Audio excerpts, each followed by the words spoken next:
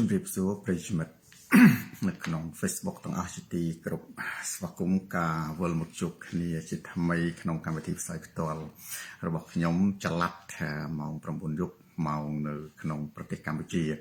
ត្បិតតែខ្ញុំនិយាយថាម៉ោង 9 យប់ប៉ុន្តែនៅសហរដ្ឋអាមេរិកពីកន្លែងមួយទៅកន្លែងមួយគឺដូរម៉ោងជារៀងរហូតបាទកាលពីខ្ញុំនៅ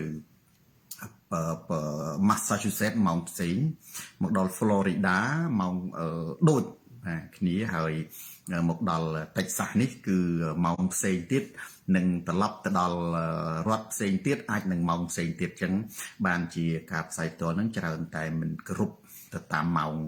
ច្បាស់លាស់ទេដោយសារតែម៉ោងហ្នឹងវាមានការប្រែប្រួលមានពេលខ្លះយើងមិនដឹងស្មានតែម៉ោងដូចគ្នាក៏ផ្សាយទៅអាចយប់ឬក៏មុនតែម្ដងអញ្ចឹងជាកិច្ចបើកឆាកនៅក្នុងកម្មវិធីទូរទស្សន៍សន្តារាគឺស្វាគមន៍ប្រិយមិត្តនាំមុខបាទដូចជាតាឡាចយិនដារិនដាកឹមជីនកូនមាសឪពុកអេរិកឈនិងម៉ុងច័ន្ទណាអូនជាបេះដូងបងព្រមទាំងប្រិយមិត្តជាច្រើនរូបដទៃទៀតដូចជាបងឌីនិងកិនវុននិងប្រិយមិត្តដែលកំពុងតាមដានទស្សនាការផ្សាយផ្ទាល់របស់ខ្ញុំនេះតាំងចាប់ពីម៉ោង 9 នេះតទៅហើយខ្ញុំសូមបង្ហាញនៅរបៀបរយៈតាមទម្លាប់ទី1គឺការបង្ហាញប្រធានបទទី2បកស្រាយប្រធានបទទី3សំណួរចម្លើយនិងបញ្ហាផ្សេងប្រធានបទថ្ងៃនេះមាន2គឺជាប្រធានបទមុននឹងឈានចូលទៅដល់ការបង្ហាញនៅប្រធានបទទាំងពីរនេះប្រិយមិត្ត share វីដេអូនេះទៅកាន់ប្រិយមិត្តដទៃទៀតទូរទស្សន៍សន្តារាទៅដល់ទីណាការផ្លាស់ប្ដូរផ្នត់គំនិតទៅដល់ទីនោះការផ្លាស់ប្ដូរផ្នត់គំនិតទៅដល់ទីណាការយល់ដឹងទៅដល់ទីនោះការយល់ដឹងទៅដល់ទីណាហ៊ុនសែនចប់ទៅដល់ទីនោះស្ដាប់សន្តារាកើនបញ្ញាស្ដាប់ច្រើនកាលណាដឹងការពិតស្ដាប់ហ៊ុនសែនជន់កំសាកពាក់ផ្លាកអ្នកក្លាហានកើតរោគចិត្តទូរទស្សន៍សន្តារាស្រាតខោជន់ផ្ដាច់ការផ្លាស់ប្ដូរផ្នត់គំនិតប្រធានបទទី1គឺមានចំណងជើងថាហ៊ុនសែនមិនមែនជាអ្នករំដោះ7 មករាប្រធានបទទី2ជាប្រធានបទសងអូមេហ្គារូហ្គាល់មានចំណងជើងថាត្រកូលហ៊ុនស៊ីភ្នំគិរីរម្យបាទហើយប្រធានបទនេះគឺជាប្រធានបទដែលជំពាក់វេនកាលពីសប្តាហ៍មុនហើយមិនមែនសប្តាហ៍មុននេះគឺ2-3 ថ្ងៃមុនដោយសារតែការផ្សាយមានការរំខានមានបងប្អូនយើងចេះតែទូរស័ព្ទមកដាច់តែលើកនេះធានាថាគ្មានអ្នកណាទូរស័ព្ទមកទាំងអស់ដោយសារតែយើងប្រើ Wi-Fi អញ្ចឹងបិទទូរស័ព្ទបាទបើយើងប្រើ SIM ទូរស័ព្ទនៅស្រុកនេះមានគេ call មកអានឹងគឺយើងត្រូវដាច់ហើយនៅក្នុងខ្ញុំភ្ជាប់ថាត្រកូលហ៊ុនស៊ីភ្នំគិរីរម្យនេះខ្ញុំនឹងធ្វើការប្រៀបធៀបអាចារ្យតូចនិងស៊ីថាឆាងរវាងគេហៅថាចំណូលរដ្ឋនិងចំណូលរាស្ត្រហើយអ្វីទាំងអស់ដែលខ្ញុំលើកយកមកនិយាយនេះ Justin Cleaver នឹងបកស្រាយបញ្ជាក់អំពីប្រធានបទភ្ជាប់តាមពិតប្រធានបទទី1និងប្រធានបទទី2ក៏អាចភ្ជាប់គ្នាដែរមុននឹងឈានចូលទៅដល់ការបកស្រាយប្រធានបទនេះប្រិយមិត្ត share វីដេអូនេះទៅកាន់ប្រិយមិត្តដទៃទៀតទូរទស្សន៍សន្តារាស្រាតខោជន់ផ្ដាច់ការផ្លាស់ប្ដូរផ្នត់គំនិតយើងមានគ្រឿងក្លែង2គ្រឿងក្លែងទី1គឺតភាគកាលពីមុនបន្តិចដែលខ្ញុំបានដាក់ចំណងជើងមួយហ៊ុនសែនដាច់ជោស្រាតខោសន្តាដាច់ជោស្រាតខោហ៊ុនជារបូតខោហ៊ុនសែននិងកូនណាញ៉ែខូចកន្លែងនេះខ្ញុំគ្រាន់តែចង់រំលឹកទាញបន្តិចទេហេតុផល3យ៉ាងកាលពីមុននិយាយមិនបានសរុបហេតុផលទី1គឺខ្ញុំសូមថ្កោលទោសសម្ដេចតេជោនិងសូមឲ្យចេញសូមទោសជាសាធារណៈចំពោះសារប្រមាថស្ត្រីខ្មែរដោយគាត់ប្រើពាក្យស្រីឬក៏ប៊ុនធឿនឃ្លាំងមើលស្រីយកប្តីគេស្រាតខោហ៊ុនជានេះវាអាចជារឿងមួយបន្លប់សភាពការ ឬបន្លប់សភាពការដែលខ្ញុំមិនទាន់បាននិយាយបន្តិចទៀតខ្ញុំនឹងលើកយកមកធ្វើគ្រឿងខ្លែងបន្ទាប់ពីសរុបតែនេះបន្តិចចុះរបូតខោហ៊ុនសែននិងកូនហ៊ុនសែនរឿងពិសិដ្ឋពីលីកាខ្ញុំបាននិយាយបងប្អូនទៅមើលវីដេអូនឹងវិញណាហ៊ុនម៉ាណីរឿងជួបខំហ៊ុនម៉ាណែតរឿងពាក្យចចាមអារាមតាក់ទងទៅនឹងប្រស្នេហាត្រីកោណចងកសម្រាប់ខ្លួនជូនលៀងរឿងហ៊ុនតូល្បីល្បាញកាលពីនៅយុវជនណាសរុបសេចក្តីមកមិនត្រឹមតែស្រាតខោកូនទេស៊ូស្លាប់មិនបំរើសត្រូវគឺហ៊ុនសែនគាត់ស្រាតខោត្រកូលវាហាក់បីដូចជាសាររបស់គាត់មិនមែនដោយសូនតារាមិនមែនដោយអ្នកណាទេជាអ្នកតស៊ូលេងពេញសគឺហ៊ុនសែនខ្លួនឯងជាអ្នកលាតត្រដាងថាត្រកូលគាត់គឺជាត្រកូលដូចដែលលោកប្រធានសំរងស៊ីនិយាយអានឹងមិនមែនពាក្យសូនតារាតែពាក្យលោកប្រធានសំស៊ីគាត់និយាយថាបាតផ្សាណាសំស៊ីគាត់ថាត្រកូលបាតផ្សាសំសាយហើយអ្វីដែលបញ្ជាក់ថាសំរងស៊ីនិយាយត្រូវមិនមែនសូនតារាទៅទៀតគឺហ៊ុនសែនខ្លួនឯងហ៊ុនសែនខ្លួនឯងគាត់បញ្ជាក់ថាសំរងស៊ីហៅត្រកូលគាត់នឹងគឺមិនខុសទេដោយគាត់បានលាតត្រដាងហ៊ុនជាមួយដូចស្រាតខោខ្លួនគាត់នឹងកូននឹងត្រកូលហ៊ុនទាំងមូលដែលតែងតែធ្វើបាបស្រីសូនវិហាប្រមាថមើលងាយជន់ឈ្លីស្ត្រីខ្មែរក្នុងនាមខ្លួនឯងជាអ្នកដឹកនាំប្រទេសគួរតែធ្វើជាគំរូដល់គេគួរតែលើកកម្ពស់តម្លៃស្ត្រីតែគាត់ដែរជាជន់ឈ្លីទៅវិញរឿងបង្វែរសភាពការនិយាយមួយម៉ាត់ធម្មតាខ្ញុំជឿថាតំណងជាហ៊ុនសែនមិនយល់ថាគាត់យករឿងកប៉ិកប៉ុកអង្គកប៉ុងហ្នឹងមកនិយាយទៅមានប្រតិកម្មហ៊ុនសែនគាត់ចង្កត់ក៏ដាក់នុយទៅទៀតគាត់គិតក្នុងចិត្តថាជាមើលតែអញដាក់អប្រធានបទមកតក់ទៅយប់នេះចាំមើលដឹងតែសូនតារានិយាយហើយខ្ញុំក៏ដឹងតែហ៊ុនសែនគិតអញ្ចឹងដែរប៉ុន្តែចំណុចល្អមួយខ្ញុំត្រូវតែនិយាយអញ្ចឹងមិនគេថាបើហ៊ុនសែនបបួលលេងយើងលេងមានកន្លែងខ្លះហ៊ុនសែនបបួលលេងយើងអត់លេងមិនអញ្ចឹងយើងលេងទៅវាខាតពេលវេលាប៉ុន្តែបើសិនជាមែនកន្លែងខ្លះហ៊ុនសែនបបួលលេងយើងទៅតែលេងព្រោះអាលេងហ្នឹងវាស្រាតខោជន់ផ្ដាច់ការផ្លាស់ប្ដូរផ្នត់កំណត់មែនទេប៊ុនធឿនឃ្លាំងមើងនិងកូនខ្មែរពិតដល់តែយើងលេងអាហ្នឹងចន្លាឡាំវាទៅជាស្រាតខោហ៊ុនសែននិងកូននឹងត្រកូលហ៊ុនអញ្ចឹងបានថាតាមពិតអ្វីដែលហ៊ុនសែនចង់លេងតំណងជាបោះនុយហ្នឹងដើម្បីឲ្យមនុស្សចាប់អារម្មណ៍ព្រឹត្តិការណ៍ទៅតតាំងឆ្លោះរឿងកប៉ិកកំប៉ុងកំប៉ុងអត់ប្រយោជន៍គាត់អាចរឿងពាក់ព័ន្ធនឹងប្រធានបទទី2ស៊ីភ្នំគិរីរំមួយកុំឲ្យមានមនុស្សប្រតិកម្មពីមុនឧទាហរណ៍ថាដូចជាព្រឹត្តិការណ៍អីមួយអញ្ចឹងរួមនោះវាផ្អើលហើយបានជាហ៊ុនសែនបង្កើតរឿងមួយស្រីនាងបំភ្លេចរឿងមួយចោលដល់តែពេលគាត់ដកពិសោធន៍គាត់ថាបើសិនជារឿងហ្នឹងបង្កើតផ្អើលឆោឡោហើយទៅបង្កើតរឿងមួយដើម្បីបំភ្លេចរឿងមួយ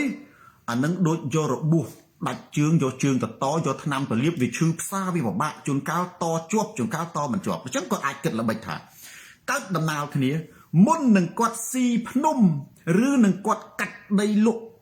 ទៅឲ្យក្រុមហ៊ុនលុបបឹងលុបស្ទឹងលុបសមុទ្រគាត់ត្រូវបង្កើតព្រឹត្តិការណ៍មួយហើយព្រឹត្តិការណ៍ដែលល្អរឿងដែលពាក់ព័ន្ធជាមួយនឹងខ្លួនគាត់ណាស្រីលៀបកឹមដល់តែពេលអញ្ចឹងជាចំណុចមួយដែលខ្ញុំមិនបានបំពេញបន្ថែមកាលពីមុនដោយសារតែការផ្ដាច់ណាខ្ញុំចង់និយាយថាខ្ញុំចង់និយាយថាគេខ្លះគេថាលោកគ្រូហ៊ុនសែនបំបែរឿងទេរាជនីសំខ្ញុំថាបំបែរឿងក៏ដោយមានពេលខ្លះត្រូវយករឿងដែលហ៊ុនសែនមកលេងហ៊ុនសែនវិញព្រោះអានេះរឿងស្រាតខោតកូលហ៊ុននេះតើណាគ្រាន់តែតនេះមួយស្រាតខោតកូលហ៊ុនហើយស្រាតខោអំពីអតចរិតប្រមាថមើលងាយជន់ឈ្លីស្ត្រីខ្មែររបស់គ្រូសាតកូលហ៊ុនទៀតស្រីនេះយ៉ាងនេះគឺជាចំណុចគ្រឿងខ្លែងសល់កាលពីប្រធានបទមុនសុកនីលឹមគ្រឿងខ្លែងទី2ខ្ញុំមុននេះបន្តិចខ្ញុំចាំមិនបានប៉ុន្តែខ្ញុំនិយាយជារួមថាបនរដ្ឋី រឿងភ្លើងឆេះសំណងរឿងសំណងនៅភ្លើងឆេះនៅប៉ោយប៉ែតកាស៊ីណូដែលបណ្ដាលឲ្យមានស្លាប់លាក់ចំនួននិងរបួសជាច្រើនភ្លើងឆេះនៅប៉ោយប៉ែតដែលខ្ញុំចាំបានមុននេះប្រហែលជា VOA មិនដឹងអាស៊ីសេរីគឺខ្ញុំសំទោសរំមេតាដោយសារតែខ្ញុំអត់បានមើលភ្លេចខ្ញុំភ្លេចទៅភ្លេចយោងប្រហែលជាមិន VOA គឺអាស៊ីសេរីដែលដកស្រង់សម្ដីនៃរបស់ហ៊ុនសែននិយាយអំពីសំណងមានន័យថាគ្មានសំណងសម្រាប់ជនរងគ្រោះដែលស្លាប់នៅក្នុងឧបទ្ទវហេតុភ្លើងឆេះកាស៊ីណូនៅប៉ោយប៉ែតទេសុភាពហើយបានជាចំណុចនេះខ្ញុំលើកយកមកធ្វើគ្រឿងក្លែងសំខាន់វាជាបទវិភាគវិញទៅនេះនៅក្នុងគ្រឿងក្លែងតូចនេះ3យ៉ាងទី1វាអាចជាសង្គ្រាមម៉ាហ្វយ៉ាសង្គ្រាមម៉ាហ្វយ៉ាយើងដឹងហើយនៅក្នុងប្រទេសកម្ពុជាវាអាចមានប៉ូលដណ្ដើមម៉ាហ្វយ៉ាគ្នាហើយប៉ូលដណ្ដើមម៉ាហ្វយ៉ាគ្នានោះវាកើតចេញអំពីអ្នកមានអំណាចកំពូលព្រោះពួកម៉ាហ្វយ៉ាវាមិនល្ងងដូចសនតារាទេវាឆ្លាតណាស់តែវាចង់កាន់កាប់ស្រុកខ្មែរវាចង់មិនមែនសំដៅទៅលើស្រុកខ្មែរទេប្រទេសណាក៏ដោយដែលមានភាពធូររលុងបើវាចង់កាន់កាប់រកស៊ីនៅក្នុងប្រទេសនោះមួយគឺវាអត់ទៅរត់ផ្លូវច្បាប់ឯកសារទេវាទិញក្បាលមេដឹកនាំប្រទេសនោះអានេះយើងនិយាយទូទៅបើកាលណាពួកម៉ាហ្វយ៉ាវាទិញក្បាលមេដឹកនាំប្រទេសហ្នឹងវាស្មើនឹងកាន់កាប់ប្រទេសហ្នឹងបានវាដើរចង្អុលយកហ្មងណាសាលីនតាមនៅពេលណាដែលវាដើរចង្អុលយកធម្មតាមេដឹកនាំមិនមែនមានតែម្នាក់ទេនៅក្នុងប្រទេសមួយពួកផ្ដាច់ការក៏វាប្រខំគ្នាដែរគ្រាន់តែនៅមុខយើងគេថើបគ្នាតែក្នុងចិត្តប្រខំដណ្ដើមអំណាចនិងផលប្រយោជន៍គ្នាប្រាក់សុខុនអញ្ចឹងបើសិនជាវាជាសង្គ្រាមម៉ាហ្វយ៉ាវាបណ្ដាលឲ្យឧទាហរណ៍ថាអ្នកនោះគឺជាសត្រូវរបស់ហ៊ុនសែនជាដៃគូប្រកួតប្រជែងកាស៊ីណូនៅពីក្រោយខ្នងរបស់ហ៊ុនសែនឧទាហរណ៍អញ្ចឹងការឆេះខ្ទេចសឹមចន្ទរាគឺជាគុណសម្បត្តិអ្វីដែលហ៊ុនសែនគាត់ត្រេកអរទេតើអានឹងចិត្តដូចជាសប្បាយចិត្តទេតើមិនសំដែងនៅក្តីទុកកង្វល់ទេដាលីអ៊ុយចំណុចទី1ចំណុចទី2អានេះជាបទវិភាគវាបង្ហាញពីសមត្ថភាពរបស់រដ្ឋខ្មែរនេះសមត្ថវាបង្ហាញអំពីរបបហ៊ុនសែនអត់មានច្បាប់ចាត់ទុកជីវិតមនុស្សថោកជាងត្រីអាំងចាត់ទុកជីវិតមនុស្សថោកជាងសត្វដេរឆានពូពៅ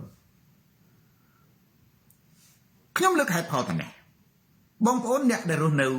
ក្រៅប្រទេសសរុមែនច្បាស់ជាដឹងនេះហៅថាមានធានារ៉ាប់រងដូចជានៅស្រុកបារាំងនៅស្រុកអាមេរិកនេះគេមានក្រុមហ៊ុនធានារ៉ាប់រងរាល់បុគ្គលិកដែលធ្វើការទាំងអស់ដែលកាត់លុយចូលទៅពន្ធរដ្ឋគឺគេមានធានារ៉ាប់រងនៅក្នុងហ្នឹងក្រុមហ៊ុនក៏គេមានធានារ៉ាប់រងនៅក្នុងនឹងដែរមានន័យថានៅពេលណាដែលយើងគ្រោះថ្នាក់ពេលណាដែលយើងបាត់បង់ជីវិតមិនមែនគេហៅថាធានារ៉ាប់រងអាយុជីវិតអានឹងគឺជារឿងមួយដោយឡែកទៀតគេទិញផ្សេងទៀតប៉ុន្តែយ៉ាងហោចណាស់នៅក្នុងក្រុមហ៊ុនមួយមានធានារ៉ាប់រងសំណងមួយដែលសមរម្យប៉ុន្តែវាអត់អញ្ចឹងគេអាចនិយាយថាច្បាប់នៅស្រុកខ្មែរអត់ទាន់មានធានារ៉ាប់រងទេអ្នកណាធ្វើការអ្នកនឹងស្លាប់អ្នកនឹងរងគ្រោះថ្នាក់រីភិរមអានឹងគឺវាទៅតាមយថាកម្មហើយអានឹងទៅតាមយថាកម្មដោយគ្មានប្រព័ន្ធយកចិត្តទុកដាក់ថែទាំធានាដល់សន្តិសុខអាយុជីវិតរបស់មនុស្សហ្នឹងដែលគេហៅថាមនុស្សស្លាប់ដូចត្រីអាំងព្រោះត្រីអាំងអត់មានធានារ៉ាប់រងទេបើយើងស្ទូចបានយកមកអាំងបើត្រីនឹងវាត្រូវកពើស៊ីវាកពើស៊ីវាអត់មានធានារ៉ាប់រងជីវិតមនុស្សនៅក្នុងសង្គមបច្ចុប្បន្នវាមានប៉ុន្តែឥឡូវគេអាចនិយាយថាស្រុកខ្មែរវាទៅតែជាស្រុកប្រហែលឆ្នាំអញ្ចឹងធានារ៉ាប់រងវាអត់ទាន់មានទេអាហ្នឹងយើងថាអញ្ចឹងយើងអាចឆ្លើយវិញថា ការគ្រប់គ្រងរដ្ឋនឹងគឺវានៅកម្រិតតូចណាស់វាស្ទើរតែស្មើសូន្យវាស្មើនឹងអឺរ៉ុបកាលពី200ឆ្នាំមុនមូលីណាម៉ុនវាស្មើនឹងប្រទេសថៃកាលពី100ឆ្នាំមុនសាមូអែលវ៉ាណែឧទាហរណ៍ថាអត់មានធានារ៉ាប់រងវាអត់ដូចអាមេរិកវាដូចបារាំងហេតុអីបានវាអត់មានន័យថាការរៀបចំនឹងវាអត់ទាន់ប្រទេសកម្ពុជាអ្នកដែលធ្វើការរស់ក៏រស់ទៅស្លាប់ក៏ស្លាប់ទៅចង់អាណាងាប់ទៅមកជីវិតមនុស្សគឺផុយស្អុយស្រួយអត់មានការសំណងអីសម្រុំវាបង្ហាញអំពីសង្គមមួយរស់បែបដឹកនាំបែបសត្វដេរឆានប្រសាទដេរឆានវាអត់មានរដ្ឋាភិបាលឲ្យវាទេវាមានតែមេកន្ទ្រាញមួយទៅណាទៅហ្នឹងហើយបើសិនជាកូនហ្នឹងត្រូវកពើស៊ីទៅលេងគីមហួយត្រូវខ្លាស៊ីទៅវាស៊ីខ្លាវិញទៅអត់មាននរណាមកកាត់សេចក្តីអត់មានណាមកជួយអត់មានចាប់សំណាញ់សង្គមអីទេក្មេងស្រែត្រង់ឲ្យទាំងអស់អានេះគឺជាចំណុចសំខាន់ណាដែលខ្ញុំលើកនៅចំណុចទី1មួយទៀតចំណុចទី3បើគ្មានការធានារ៉ាប់រងសម្រាប់អាយុជីវិតយើងថាអត់ទៅចុះបង្ហាញពីប្រព័ន្ធរដ្ឋមួយខ្សោយហើយក៏ណាប្រទេសមួយដែលមានប្រព័ន្ធរដ្ឋមួយខ្សោយអត់ព្រមកែប្រែអានឹងវាបញ្ជាក់ពីប្រទេសនឹងក្រសន្តិភាពមែនទែនបងប្អូនសន្តិភាពវាមិនមែនគ្រាន់តែថាអត់មានការបាញ់គ្នាផ្ទុះអាវុធទេគ្រាន់តែមនុស្សស្លាប់មិនអាចទៅដោះស្រាយបញ្ហាបានអានឹងវាបង្ហាញអំពីភាពក្រីក្របាត់ហើយក្រមែនទែនចឹងបាននេះខ្ញុំនិយាយអំពីបានហ៊ុនសែនគាត់អួតមូលហេតុដែលហ៊ុនសែនគាត់អួតពីព្រោះតែប្រទេសកម្ពុជាវាក្រអាម៉ាត់អាប៊ូទ្រីអួតមានន័យថាក្រឬក៏ខ្វះអួតសន្តិភាពមានន័យថាក្រសន្តិភាពឬក៏ខ្វះសន្តិភាព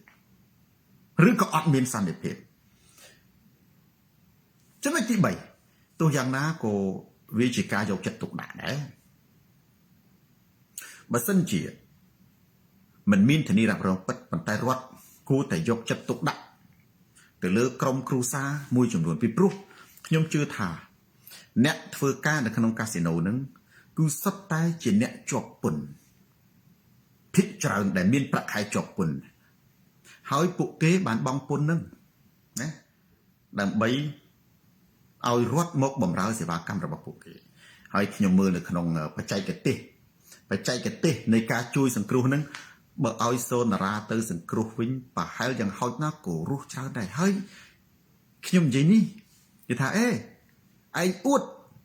ហ្នឹងមកវាខ្ញុំវាខ្វះការសង្គ្រោះខ្ញុំសង្គ្រោះវាអត់បានមែនឥឡូវបើខ្ញុំនៅអាមេរិកណាបើគេថាបើខ្ញុំជាអ្នកដឹកនាំបងប្អូនមនុស្សមិនស្លាប់ដល់ថ្នាក់ហ្នឹងហើយមួយទៀតណាបងប្អូនដឹងថាការស្លាប់នៅប៉ោយប៉ែតនេះគេលាក់ចំនួនហើយអត់ឃើញប្រព័ន្ធផ្សព្វផ្សាយសំខាន់ផ្សាយទេផ្សាយចេញពី Facebook ផ្សាយចេញពីព័ត៌មានអន្តរជាតិវិញទេ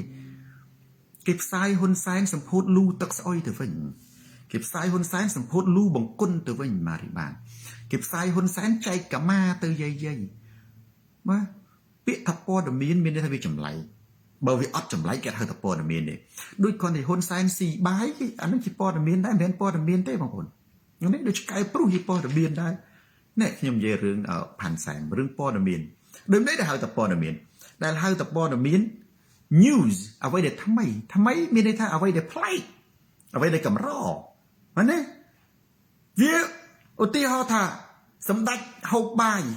គ្រាន់តែសម្ដេចហូបបាយជួបចៅអានឹងជាព័ត៌មានដែរវាបុលអង្គអានឹងមែនទេណាឧទាហរណ៍ឆ្កែព្រុសមិនមែនជាព័ត៌មានទេវាព្រោះជាសារជាតិរបស់ឆ្កែប៉ុន្តែបើមនុស្សដេញខំឆ្កែអានឹងព័ត៌មានណែឆ្កែខំមនុស្សមិនមែនជាព័ត៌មានទេខំសំអល់ប៉ុន្តែបើមនុស្សខំឆ្កែជាព័ត៌មានឃើញទេបើអន្ត្រីហោះមិនមែនជាព័ត៌មានទេប៉ុន្តែបើមនុស្សហោះជាព័ត៌មានព្រោះមនុស្សវាអត់ចេះហោះឆកែវបើតាហ៊ុនសែនហូបបាយមិនមែនជាព័ត៌មានទេប៉ុន្តែបើហ៊ុនសែនគៀងបេះដូងអួលបាយដឹកទៅពេទ្យជាព័ត៌មានអានេះយើងបែងចែកច្បាស់ចេះណាវណ្ណាវណ្ណអានឹងឧទាហរណ៍បើថាសម្ដេចលេងកីឡាវាយកូនហ្គោលមិនមែនជាព័ត៌មានទេប៉ុន្តែបើសិនជាសម្ដេចលេងកីឡា stroke ណាស្រាប់តែដួលផ្ងាជើង កសែតគេចាប់បានណាអាហ្នឹងជាព័ត៌មានអាហ្នឹងគាត់នៅចេះដាងข่าวយើងជំរាបអំពីព័ត៌មានវាឲ្យច្បាស់ហើយបងប្អូនយើងចេះតែបែងចែកថាសម្ដេចណាសចៅពិសិដ្ឋសម្ដេចហូបបាយព័ត៌មានសម្ដេចចៅទៅច្បាច់ជើងព័ត៌មានងាប់ហើយបើនិយាយអញ្ចឹងចប់ហើយដល់លីអ៊ុយណាអ្នកស្រីចូលក្រុងអញ្ចឹងបានជាខ្ញុំប្រាប់បងប្អូនឲ្យចេះសរសេរព័ត៌មានចឹងមកគណៈបកប្រជាជនណាសម្ដេចសេងរតនាគាត់ខ្លាចណាស់ខ្លួនគាត់ខ្លាចព័ត៌មានហើយខ្លាចជាងគេខ្លាចសនរានិយាយនឹងហ្មងឥឡូវខ្ញុំសួរមើលណាអានេះបញ្ជាក់ឲ្យច្បាស់យើងនិយាយសច្ចធម៌ទេ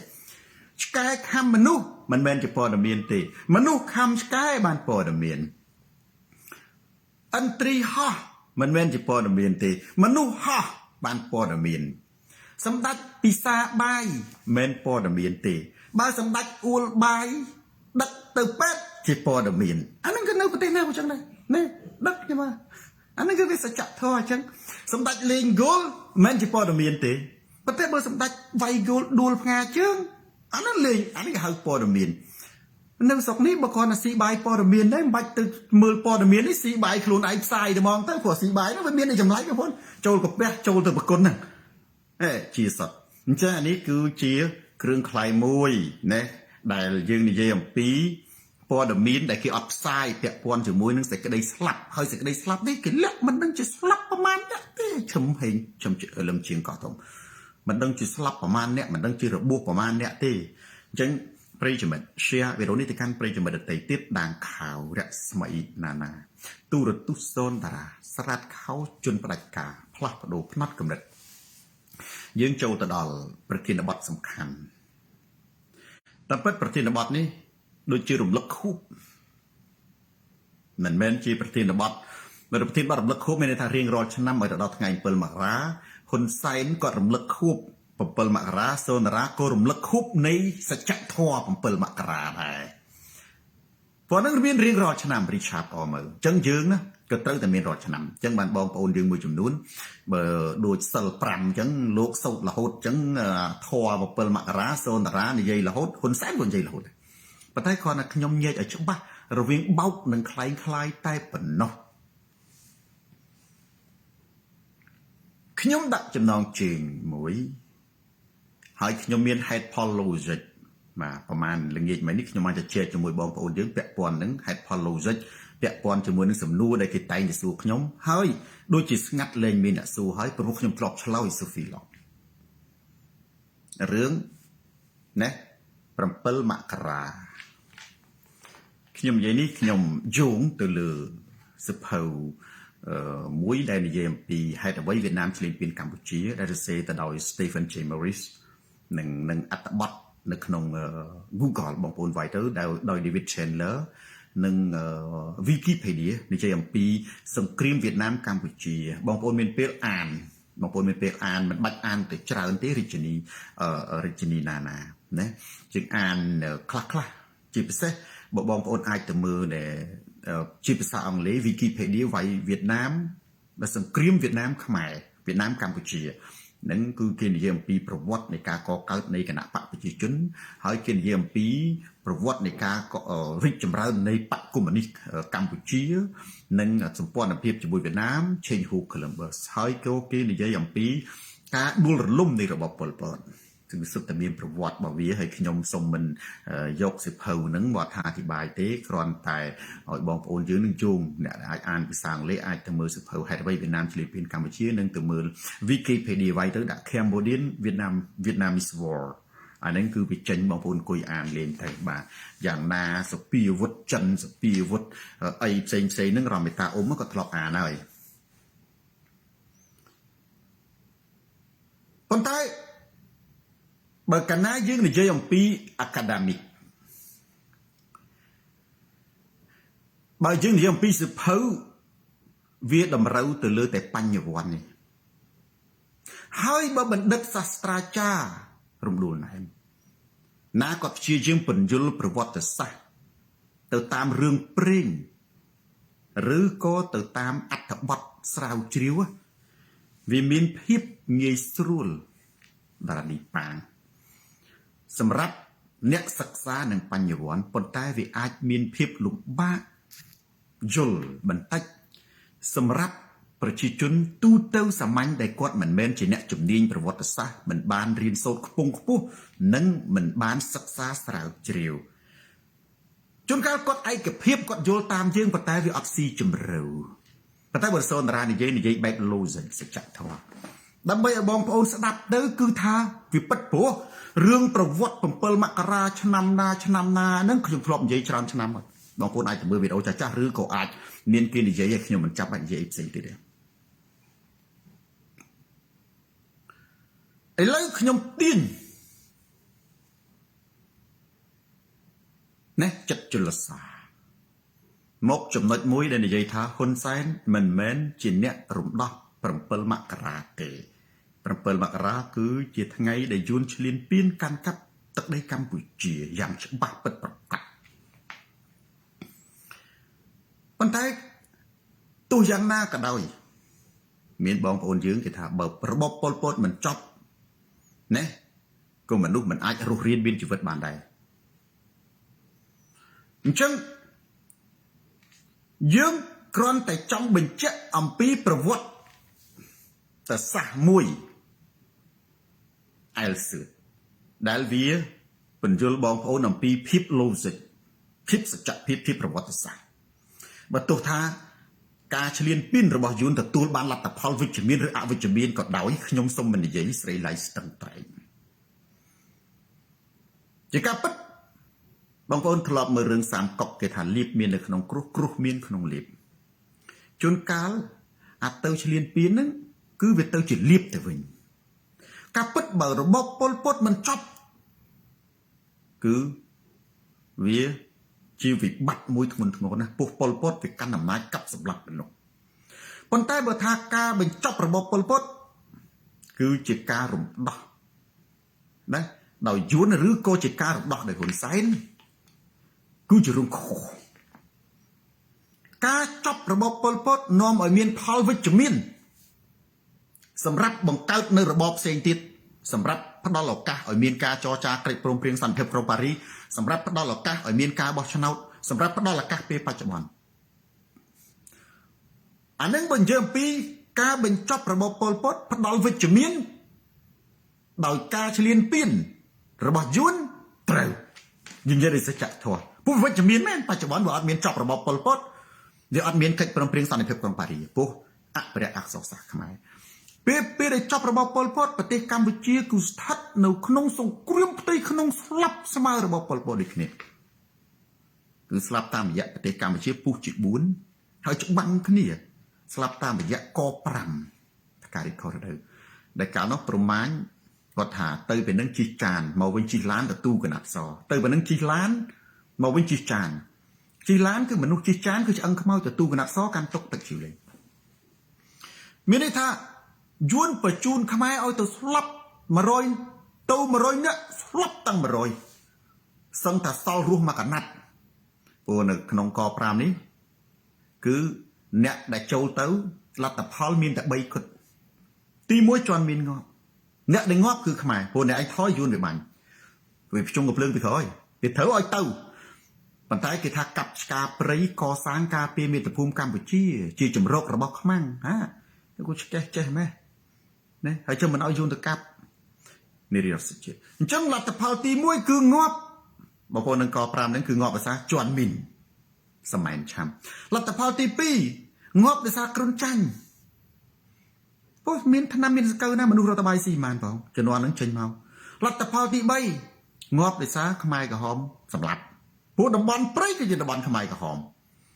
ហើយចុះបើខ្មែរក្រហមងាប់ឥឡូវយើងពិចារណាចេះបងប្អូនបើខ្មែរក្រហមងាប់ខ្មែរវាមិនងាប់បើខ្មែរមិនក្រហមងាប់ខ្មែរវាមិនងាប់ខាងណាក៏ខ្មែរដែរបើខ្មែរងាប់តិចដីវាសល់ទំនាយច្រើន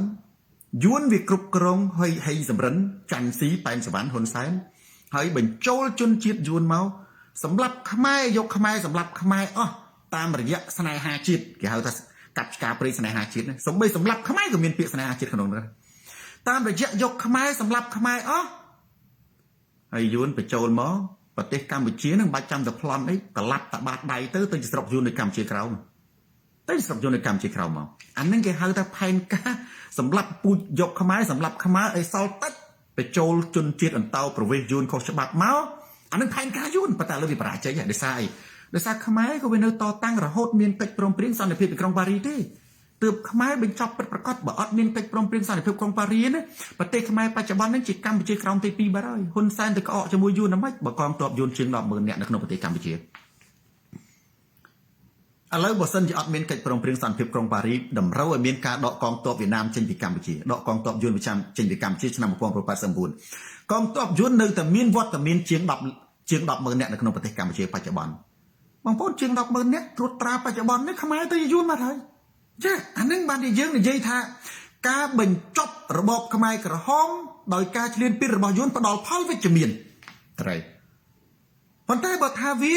ជាការរំដោះរបស់ហ៊ុនសែនខុសធ្ងន់ណាស់ខ្ញុំនិយាយរឿង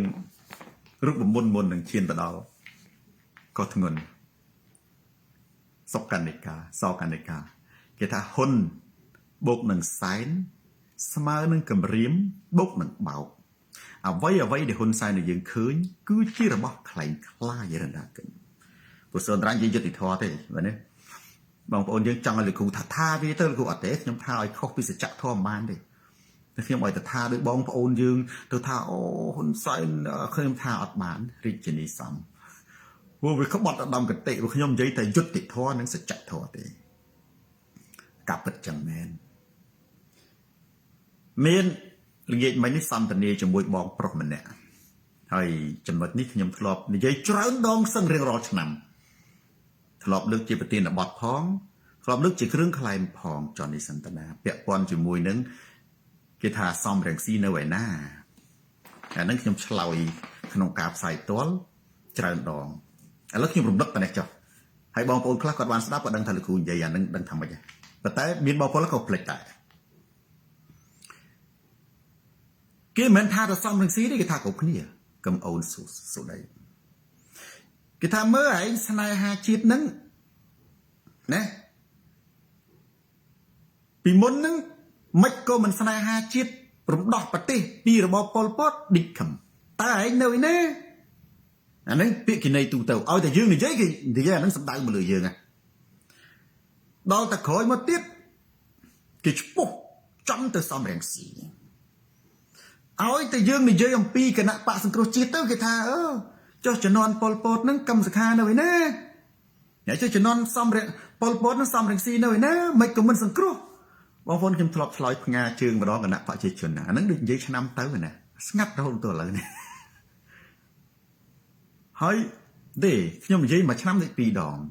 និយាយចំ7មករានឹងផងនិយាយចំ2ធ្នូគឺដែលហ៊ុនសែនគេហៅថារណសេរីសង្គ្រោះជាតិណ៎ខ្ញុំនិយាយទៀតគេថាមើលហែងក៏ស្រឡាញ់ជាតិហែងក៏មកសង្គ្រោះជាតិនឹងទឹកភ្នែករៀកាលពីជំនាន់ប៉ុលពតតើសំរងស៊ីនៅឯណាខ្ញុំឆ្លើយថាកាលពីជំនាន់ប៉ុលពតសំរងស៊ីនៅស្រុកបារាំងប៉ុន្តែខ្ញុំសួរអ្នកឯងវិញតើជំនាន់ប៉ុលពតហ៊ុនសែននៅឯណាដល់ទៅនឹងភ្ញាក់នឹងឆ្លើយថាម៉េចបងប្អូនតិចច្រឡំទៅហ៊ុនសែននៅក្នុងស្រុកខ្មែរដាងខាយឥឡូវសួរគណៈបព្វជិជនមើលគិតតែពីសួរគេចង់និយាយថាចេះស្រីឡៃស្ទឹងត្រែងគេចង់និយាយថាជំនាន់ប៉ុលពតហ្នឹងសំរងស៊ីរត់នៅស្រុកបារាំងហ៊ុនសែនមករំដោះអានឹងខ្ញុំនិយាយពាក្យ logic ទៅនេះ2-3ចំណុចបងប្អូនណាខ្ញុំឆ្លើយឲ្យសច្ចធម៌ទៅថាជំនាន់ប៉ុលពតសំរងស៊ីនៅបារាំងហ៊ុនសែនតែខ្ញុំសួរវិញយុទ្ធរានិដេតើហ៊ុនសែននៅឯណាទីអត់ដឹងខ្ញុំឆ្លើយទៅចុះជំនាន់ប៉ុលពតហ៊ុនសែននៅស្រុកយួនរត់ដូចតែគ្នាហ្នឹងអត់នៅស្រុកអពតដូចតែគ្នាតាចំណុចមួយទៀតគណៈបព្វជិជនគេនិយាយថាគេចង់សម្ដៅថាជំនាន់ប៉ុលពតហ៊ុនសែននៅឯណាគេចង់និយាយហ៊ុនសែនបានមករំដោះពាក្យថាមករំដោះវាតល់តែចេញពីក្រៅបើនៅក្នុងរំដោះអាម៉េចរំដោះគុកទួលស្លែងណា បើសិនជាហ៊ុនសែនត្រូវពួកប៉ុលពតចាប់បានបញ្ជូនទៅម៉21គុកទួលស្លែងដែលដឹកនាំដោយកាន់កាច់អៀវហៅដុចហើយទៅតតាំងក្តីរកយុត្តិធម៌មិនរត់ចោលស្រុកហ៊ុនសែនតាំងថាអូអញមិនរត់ចោលស្រុកទេចាំមើលកាន់កាច់អៀវចាត់អញមកគុកទួលស្លែងអញនឹងយកតឡាការកាន់កាច់អៀវតឡាការគុកទួលស្លែងតតាំងក្តីបច្ចុប្បន្ននយោបាយនៅក្នុងប្រទេសកម្ពុជាយកតឡាការហ៊ុនសែនទៅតតាំងក្តីណាដូចហ៊ុនសែននឹងយកតឡាការកាន់កាច់អៀវនៅគុកទួលស្លែងទៅតតាំងក្តីចឹងពួកនៅគុកទួលស្លែងវាសរសេរចម្លើយឲ្យយើងថាសមមិត្តខ្ញុំសារភាពតឡាការហ៊ុនសែនសរសេរចម្លើយឲ្យយើងថាហ្នឹងគឺគុកនេះខ្ញុំប្រាប់បើប្រទេសកម្ពុជាមានតឡាការឯករាជ្យណាហ៊ុនសែនមិនអាចទៅចាប់អ្នកណាដាក់គុកបានទេណាគ្រីអ្នកសាហើយយើងនិយាយចេះណាអញ្ចឹងឥឡូវខ្ញុំគ្រាន់តែយកសម្ដីរបស់គណៈបកប្រជាជនមួយម៉ាត់មកនិយាយសោះសម្រាប់ម៉ាត់នឹងគឺលោសិចបេះដូងណៃគេថាហ៊ុនសែនមករំដោះប្រទេសហើយខ្ញុំនិយាយតាមគេសិនមករំដោះប្រទេសពាក្យថាមករំដោះប្រទេសវាតតែមកពីក្រៅហើយមកពីក្រៅមិនហ៊ុនសែននឹងកើតនៅស្រុកយួននេះណាវាតតែរត់ចេញពីប្រទេសទៅក្រៅសិនអាមិនចឹងតើហ៊ុនសែននឹងងើបចេញពីគុកទួលស្លែងមករំដោះប្រទេសសំហ៊ុនឬក៏ងើបចេញពីស្រុកយួនឧទាហរណ៍យើងនិយាយស្របតាមគណៈបព្វជិជនយើងដេញទៅវិញរឹងមាំដើម្បីជីវិតឥឡូវឆ្លើយសំណួររបស់ខ្ញុំតើហ៊ុនសែនឈ្នះក្តីកាន់កាច់អៀវនៅគុកទួលស្លែងហើយបានដឹកនាំកម្លាំងនៅក្នុងរបបខ្មែរក្រហមគ្រប់គ្រងប្រទេសឬក៏ហ៊ុនសែននឹងចេញពីស្រុកយួនបើហ៊ុនសែនចេញពីស្រុកយួនមានន័យថាអ្នកដែលរត់ចោលស្រុកមុនគេគឺហ៊ុនសែនសំស៊ីក៏មានមករត់ចោលស្រុកក៏ទៅរៀនក៏ចូលវាបានសំរងស៊ីមិនដែលរត់ចោលស្រុកសោះស៊ូមឈិនមិនដែលសោះមុនគេគឺហ៊ុនសែនគេថាបើអត់រត់មិននៅបារាំងចុះបើគាត់ទៅរៀនបារាំងតាំងពីតូចដល់ទៅពេលស្រុកកើតសង្គ្រាមមានតែពួកចាញ់បោកប៉ុលពតបញ្ញវន្តដែលអាពតវាតងថាមកកាន់តំណែងប្រទេសរំដោះហើយមកដឹកនាំប្រទេសមានតែពួកដែលចាញ់ឃោសនាប៉ុលពតទេដែលចូលមកប៉ុលពតដឹកចេញពីកប៉ាល់ហោះយកទៅវាយចោលទាំងអស់យរណស្មីអ្នកដែលដឹងថាគេដឹកយកពីកប៉ាល់ហោះទៅវាយចោលទាំងអស់ហើយយើងមកទៅអីបើមកចាំបាច់ហ៊ុនសែនរត់ចេញពីស្រុកខ្មែរទៅស្រុកយួនទៅអីអាម៉េចក៏ហ៊ុនសែននឹងមិននៅ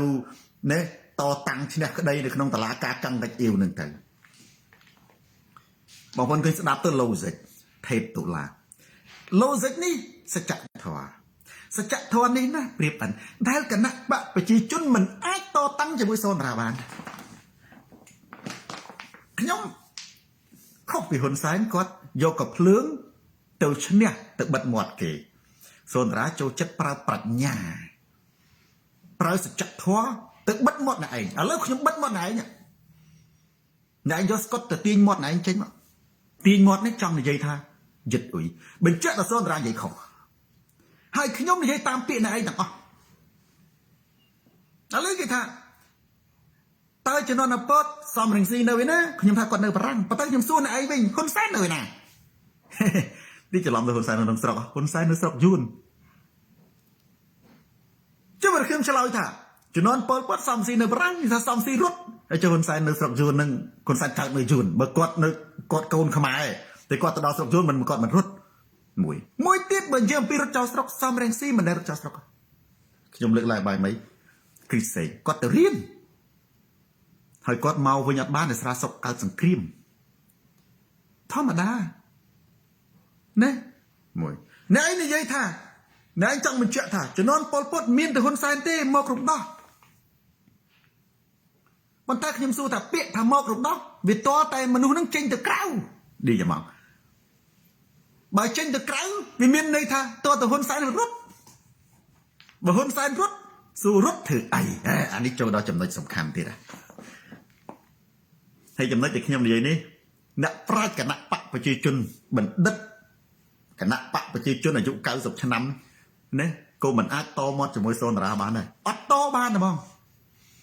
này to bán này khổ ắt sẽ chặt thua đi xôn ra còn này nhom dây của pan nắng đại to thằng mày à lấy về nhom tha hôn sáng rút nơi về nà này anh chơi từ hôn sáng nơi không sốc ắt trời bên này anh chơi từ hôn sáng nơi không sốc này anh thao hôn sáng mốc rồi mày biết thằng mốc miền này thao hôn sáng rút bà rồi anh đang trời anh này bên này anh thao hôn sáng mốc rồi đó mình rút trâu sốc vì tôi từ hôn sáng nắng chân pi cục tua slime thì nè cái đây càng gạch yêu vì miền này bị thi nè vì ăn lâu dậy bà làm sao nè ăn lâu dậy thì anh lấy số hôn sáng rút từ ấy hôn sáng rút pra dụ quạt khom nè bị sầm đây hôn sáng mà mắt để quạt xa là phép tha quạt vậy không để quạt xa là phép tha quạt bật đất á quạt bật đất rồi vót sát trong ná quạt lọc play xong rồi cả tha cái pi năm môn khi mới chạm vào tuổi lâu nếu này cái hậu trong ca môn ngày còn pơ mặc ra khúc rồi khai ngục cái nặng bắt phải chỉ ngày khúc cái nặng bắt tam nhầm chạm khăn khônสมดัติอักษรมหาเสนาบดีโจหนสายบานทลายซ้ำตระกถาตกันสมาชิกาในขนมพิธีคูบกันปะหรือโกเปิลมักรายได้ยมจำบ้านทาเนี่ยชเนี่ยสอเซประวัติศาสตร์สอเซโดยเนี่ยชเนี่ยพิซซ่าระบบหนสายนี้นะการโนโซนรัสรัดเขาตีมุยแต่อัดมีในนาสรัดเข้าในขนมประวัติศาสตร์ใหญ่จันทามคือบองโอนยังมวยจำนวนกดขังปัจจัยขยมปราบท่าสมบัติยัยเท่าวิตากดสารพิบคลุนไอ้ท่าประวัติศาสตร์ในขนมประเทศกัมพูชีเติบ้านประดิษฐ์โดยกดเตียงไม่จังกดยัยเนี่ยชเนี่ยสเซประวัติศาสตร์จังประวัติศาสตร์สเซโดยฮุนไซน์ผู้ฮุนไซน์เนี่ยชเนี่ยจังฮุนไซน์จังจะเซท่ากดเพลไปเลือเมฆกับบ้านพอกดชเนี่ยกดจะเซทำไมกับบ้านปีฮุนไซน์มามัดนี่เป็นเจ้าท่าประวัติศาสตร์ปัจจุบันกูคลายเตียงธรรมดาฮุนไซน์กดมาแดงสเซประวัติศาสตร์ปิดอุติหอถักกดเนี่ยปีสมัยลูกประเทศสามสี่กดลุยมวนวัดกดลุยมวนภูมิเนี่ยมวนจักแผนกกดมันอาจจะเส้นเช่นยังไม่คลากิทาคนสายหลุดมวนเก๋ปจีจนดังกัดรถบกใส่กดมันอาจจะเส้นเช่นไม่บ้านน้องพ่นแล้วก็เสียบ้านได้วันนี้พี่บอกองค์จังคนสายประวัติศาสตร์คือจิตปีระบาคนสายนี่บนประวัติศาสตร์คือจิตปีระบาคนสายโดยปีกดในใจท้าเนี่ยชนะสอเซประวัติศาสตร์แล้วช่วงยัยปีโลใจตันเนี่ย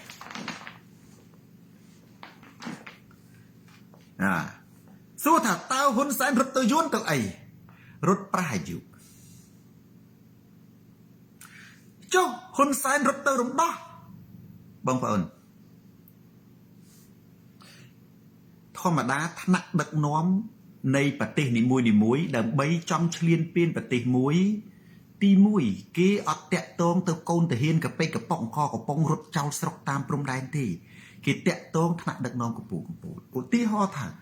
เบอร์สั้นจิปัจจุบันเนี่ยเราทาไปบ่าวจันนะจ้องบอกดักตัวเนื้อสรกขมายตาเกเตะตองจะไว้แค่หรือเตะตองคนใส่ตีห่อแต่จันจ้องดักมูลทานตัวเนื้อริมตาเกเตะตองจะไว้แค่เตะตองมีเป็นเจี๊ยก้าหรือก็เตะตรงคนซ้ายหนึ่งตีมันสังคมทั้งไงสายนดชมอย่างให้ก็เตะตรงตรำตีบันให้ตีบันยกหมกเรกาดอนอยู่บนไตรดังใบฟื้นข้าสำหรับเนี่ยตาเกอาจจะเตะตรงจะไปใครเต้สมบัติแต่ยูนสองสต๊อปตู้เตียงประเทศกัมพูชีตาจิกาสำหรับระบบจะไปใครหรือก็กาสำหรับระบบเมบิจิกาคือจิกาสำหรับระบบรอดตีมวยตีปีกาเฉลียนเปลี่ยนปฏิมวยกาสำรัจเลือกตัวไวเธอสังครีมเตยปฏิมวยเหมือนบ้าจังปฏิคือจิกาสำรัจระบบปฏิในแต่ปฏิหรือในยุครัฐมนตรีคริสตินาพอลมันแม้จิกาสำรัจระบบเมบัญชีกาเวรียมันแม้จิกาสำรัจระบบเมบัญชีกาภูมิเพียเต้ ជាការសម្រេចរបស់នាយករដ្ឋមន្ត្រីឬប្រធានាធិបតីដើម្បីធ្វើការវាយឈ្លានពានប្រទេសមួយការសម្រេចវាយកាន់កាប់ប្រទេសកម្ពុជាដោយប៉ុលពតដោយយួនគឺជាការសម្រេចរបស់ប្រធានាធិបតីរដ្ឋាភិបាលបារាំងសំទោសរដ្ឋាភិបាលវៀតណាមអញ្ចឹងហ៊ុនសែនជាកូនតាហ៊ានកប៉ិកកប៉ុកអង្គកំប៉ុងតូចតាចតើហ៊ុនសែនរត់ទៅដល់វិមានប្រធានាធិបតីវៀតណាមយ៉ាងម៉េចខ្លះគេនិយាយគេតែងរឿងគេថាហ៊ុនសែនសង្គ្រោះប្រទេសជាតិបានរត់ទៅពឹងយួនបងប្អូនពាក្យតែហ៊ុនសែនពឹងយួននោះវាខុសបាត់ទៅហើយខ្ញុំឲ្យគណៈបកប្រជាជនអ្នកប្រាជ្ញណាយកពាក្យសូនតារាមកបកថាខ្ញុំនិយាយខុសបើអ្នកឯងអាចបញ្ជាក់ថាខ្ញុំនិយាយខុសបានខ្ញុំដើរស្រាបផ្សាយផ្ទាល់មិនចឹងប្រៀបអិនបងសុជាតិខ្ញុំដើរស្រាបផ្សាយផ្ទាល់បងប្អូនហ៊ុនសែននៅក្នុងប៉ុលពតបើយួនវាចង់តាក់ទងវាតាក់ទងចិនដែលជាមេរបស់ហ៊ុនសែនឬក៏តាក់ទងសុនសេនតាក់ទងអីណោណាបងប្អូនសម័យមើលតើហ៊ុនសែនអានីសាលូណាគឺជាកូនតាហ៊ានកប៉ិកកប៉ុកអង្គកំប៉ុងរត់ឆ្លងព្រំដែនរត់ទៅរត់រហូតទៅចូលដល់វិមានរដ្ឋាភិបាលរបស់វៀតណាមហើយទៅប្រាប់ប្រធានាធិបតីវៀតណាមថាអូឥឡូវខ្ញុំសុំលោកប្រធានាធិបតីវៀតណាមនាយករដ្ឋមន្ត្រីវៀតណាមសូមជួយលើកទ័ពសង្គ្រោះប្រទេសកម្ពុជាមកតើវិមានរដ្ឋាភិបាលហ្នឹងអាចកូនតាហ៊ានឆ្លើយសឹកប៉ុលពតរត់ទៅជួបបានតើហ៊ុនសែនមានសមត្ថភាពអីរត់ទៅជួបទៅសុំសុកនាងបងប្អូនឆ្លើយប្រាប់ខ្ញុំមើលហើយនេះខ្ញុំនិយាយគណៈបរិជនឆ្លើយប្រាប់ខ្ញុំមើលជីរីសេមិនអាចទេចាំមិនអាចបងប្អូនអាចសួរថាហាហើយចុះហេតុអីបានជាហ៊ុនសែនដឹកនាំប្រទេសយួនវាមានផែនការវាយកាន់កាប់ពីព្រោះវាជាសង្គ្រាមមនោគមវិជ្ជាយួនវាគិតថាដើម្បីទប់ទល់ជាមួយចិនព្រោះចិនវាខ្លាំងណាត្រូវពង្រីកមាឌយកប្រទេសឡាវនិងប្រទេសកម្ពុជាបង្កើតតំបន់ឥណ្ឌូចិនហើយប៉ុលពតប្រឆាំងយួនចង់យកប្រទេសកម្ពុជាវៀតណាមឡាវដាក់ចំណុះពង្រីកទៅជាប្រទេសតែមួយណាដោយទៅជារដ្ឋប៉ុន្តែមិនមែនជាប្រទេសឧទាហរណ៍ដូចមិនឯករាជ្យគ្រាន់តែជារដ្ឋកម្ពុជារដ្ឋឡាវប៉ុន្តែស្ថិតនៅក្រោមដូចតៃវ៉ាន់ដែលចិនគ្រប់គ្រងដូចហុងកុងដែលចិនគ្រប់គ្រងដូចទីបេដែលចិនគ្រប់គ្រងយួនវាចង់ទៅចឹងហើយចិនវាមើលឃើញមិនចង់ឲ្យយួននឹងរីកមាឌពីព្រោះវានាំបង្កើតហានិភ័យដល់ចិនពេលហ្នឹងចិនក៏ចាប់ផ្ដើមជួយប៉ុលពតដើម្បីហុំព័ទ្ធយួនត្រូវតែវាយបំបែកឡោមការឡោមព័ទ្ធពង្រីកមាឌរបស់ខ្លួនគឺត្រូវតែវាយខ្មែរក្រហមដែលគ្រប់គ្រងដោយចិនមានន័យថាយួនវាយដណ្ដើមអំណាចពីចិនយកមកកាន់កាប់ឡើងវិញពេលដែលយួនវាវាយហ្នឹងគេឲ្យឈ្មោះរំដោះវាត្រូវហើយណាពីព្រោះយួនវាឲ្យទេពេលដែលយួនវាវាយកាន់កាប់ស្រីមុំកោះសតិនយួនវាដើររើសឆ្លើយសឹកប៉ុន្តែយួននៅតែមិនជឿពួកឆ្លើយសឹកដែលរត់ប៉ុលពតដេញសម្លាប់រត់ទៅស្រុកយួននេះគឺយួនប្រើប៉ែនសវណ្ណដែលជាមនុស្សធំធាត់ដែលយួនជឿជាក់បំផុតយួនមានប្រើហ៊ុនសែនទេហ៊ុនសែនយួរកបោបនៅក្រោយណោះយកប្រើប៉ែនសវណ្ណចាំស៊ីហេងសំរិនហ៊ុនសែនគឺយួនប្រើចុងក្រោយពេលដែលគាត់ហ៊ានចាប់មេខ្លួនឯងដាក់គុកគឺប៉ែនសវណ្ណគឺគាត់បំរើយួនបានល្អទើបយួនប្រើហ៊ុនសែនយួនចាប់យកមកប្រើដោះចេញពីគុកយកមកប្រើមិនមែនរត់ទៅហៅយួនឲ្យមកសង្គ្រោះទេព្រោះការសង្គ្រោះព្រោះការរំដោះការលើកទ័ពរបស់ប្រទេសមួយទាល់តែមានការសម្រេចរបស់រដ្ឋសភាព្រឹទ្ធសភានិងប្រធានាធិបតីនៅអាមេរិកក៏ដោយនៅអាមេរិកការលើកទ័ពទៅប្រទេសមួយគឺត្រូវឆ្លងកាត់រដ្ឋសភាព្រឹទ្ធសភាប្រធានាធិបតីនៅប្រទេសកុម្មុយនីបើអត់មានព្រឹទ្ធសភាមែនក៏ត្រូវឆ្លងកាត់រដ្ឋសភាបានឈានចូលប្រធានាធិបតីការលើកទ័ពរបស់យួនវាយកាន់កាប់ប្រទេសកម្ពុជាគឺកើតចេញពីការសម្រេចរបស់រដ្ឋសភាវៀតណាមនិងប្រធានាធិបតីវៀតណាមដែលមានជំនួយពីរុស្ស៊ីជាផែនការដែលគេវាយកាន់កាប់ពីព្រោះយួនវាយបំបែកការឡោមព័ទ្ធរបស់ចិន អានេះប្រវត្តិសាស្ត្រពិតដែលនិយាយដោយសូនតារាមិនមែនប្រវត្តិសាស្ត្រសរសេរដោយអ្នកឈ្នះប្រឌិតដោយហ៊ុនសែនឃើញទេរឿងពន្លឺក្រោមភ្លើងច័ន្ទទុកស្រីប្តីព្រាត់មនុស្សព្រាត់មកកគោកហ្នឹងបងប្អូនស្ដាប់ហើយខ្ញុំស្ដាប់នេះខ្ញុំចង់ឲ្យគណៈបកប្រជាជនលោកអ្នកប្រាជ្ញមកតតាំងជាមួយសូនតារាទៀតមកតតាំងផ្សាយផ្ទាល់ក៏បានដែរតាមទូរទស្សន៍អន្តរជាតិនេះគេថានៅស្រុកខ្មែរបានទូរទស្សន៍ CNN ក៏បាន BBC ក៏បាននេះទូរទស្សន៍ណាក៏ដោយអ្នកឯងមកបញ្ជាក់មកវាអត់ logic វាអត់ត្រឹមត្រូវបងប្អូនតើហ៊ុនសែនជាកូនតាហ៊ានកប៉ិចកប៉ុកមួយអាចរត់ទៅពឹងប្រធានាធិបតីអាចទៅខ្សឹបប្រធានាធិបតីបានទេហើយណាកូនតាហ៊ានកុំថាឡើយកូនតាហ៊ានសំបីមេតបកម្ពុជាក៏ដោយតែរត់ឆ្លងព្រំដែនគេចាប់យកដាក់គុកបើហ៊ុនសែនទៅរំដោះគេថាអូក្នុងអត្ថបទគេថាសម្ដេចបានរត់ទៅពឹងយួនរត់ទៅពឹងយួនកាត់ចំការបើហ៊ុនសែនរត់ទៅព្រំដែនជួបតែយួនអ្នកស្រែជួបយួនកាត់ចំការជួបកូនតាហ៊ានយួនព្រំដែនហ្នឹងហើយទៅពឹងតើការធ្វើសង្គ្រាមឈ្លានពានទឹកដីមួយសម្រាប់ដោយអ្នកចំការរបស់យួនសម្រាប់ដោយកូនតាហ៊ានរបស់យួនឬក៏សម្រាប់ដោយរដ្ឋសភានិងប្រធានាធិបតីរបស់យួនដូចនៅអាមេរិកការលើកទ័ពសំបីតែយើងមិនបាច់ទៅលើសង្គ្រាមអាមេរិកឧទាហរណ៍ថាសំបីតែផ្ដាល់ជំនួយនៅបារាំងក៏ដោយនាគសាឡនផ្ដាល់ជំនួយយោធាទៅកាន់ប្រទេសអ៊ុយក្រែនក៏គេត្រូវឆ្លងកាត់សភាដែរណាការលើកទ័ពមកវាយប្រទេសកម្ពុជារបស់យួនមិនមែនហ៊ុនសែនរត់ដាច់ស្បែកជើងត្រូវគ្រាប់ពីការភ្នែកទៅរឿងអ៊ូខុងនេះទៀនណាបងប្អូនអាក្រក់មើលពេកមែនទេជូនរូជចិនណាបើបងប្អូនឥឡូវសូម្បីតែហ៊ុនសែនខ្លួនឯងឆ្លោយសូនតារាមកតើវាលូសិចធម្មតាយល់តែហ៊ុនសែនរត់ទៅរំដោះអញ្ចឹងបានក្នុងប្រធានបទនេះខ្ញុំថាហ៊ុនសែនក៏មិនរត់ទៅរំដោះឲ្យទេគាត់រត់ប្រះអាយុហើយត្រូវយួនចាប់គុកចាប់ដាក់គុកការវាយកាន់កាប់ប្រទេសកម្ពុជាអង្គផលីគឺជាផែនការរបស់សម្រាប់ដោយរដ្ឋសភានិងរដ្ឋាភិបាលវៀតណាមសម្រាប់ដោយប្រធានាធិបតីវៀតណាមតើហ៊ុនសែនជាកូនតាហ៊ានកប៉ិកប៉ុករត់ឆ្លងព្រំដែនទៅចូលរត់ស្ទុយឬកតុកកតាទៅចូលព្រំទៅចូលវិមានរដ្ឋាភិបាលជួបប្រធានាធិបតីគាត់សម្បើមេះលោកហើយប្រធានាធិបតីវៀតណាមឯណាឲ្យហ៊ុនសែនចូលជួបនោះមានតែគេចាប់ហ៊ុនសែនហេងសំរិននេះនឹងដាក់គុកពេលដែលយួនវាយកាន់កាប់មកគេរើសពួកហ្នឹងយកមកប្រើបានជាត្រូវហើយទៅលីសុជាតាទៅសម្បើមកធ្វើឯងតែងនិពន្ធរឿងទៅវិញថាអានឹងរឿងដែលសរសេរដោយអ្នកឈ្នះចំណុចនេះណាខ្ញុំជម្រាបប្រាប់ប្រិយមិត្តមែនទេសូមបងប្អូន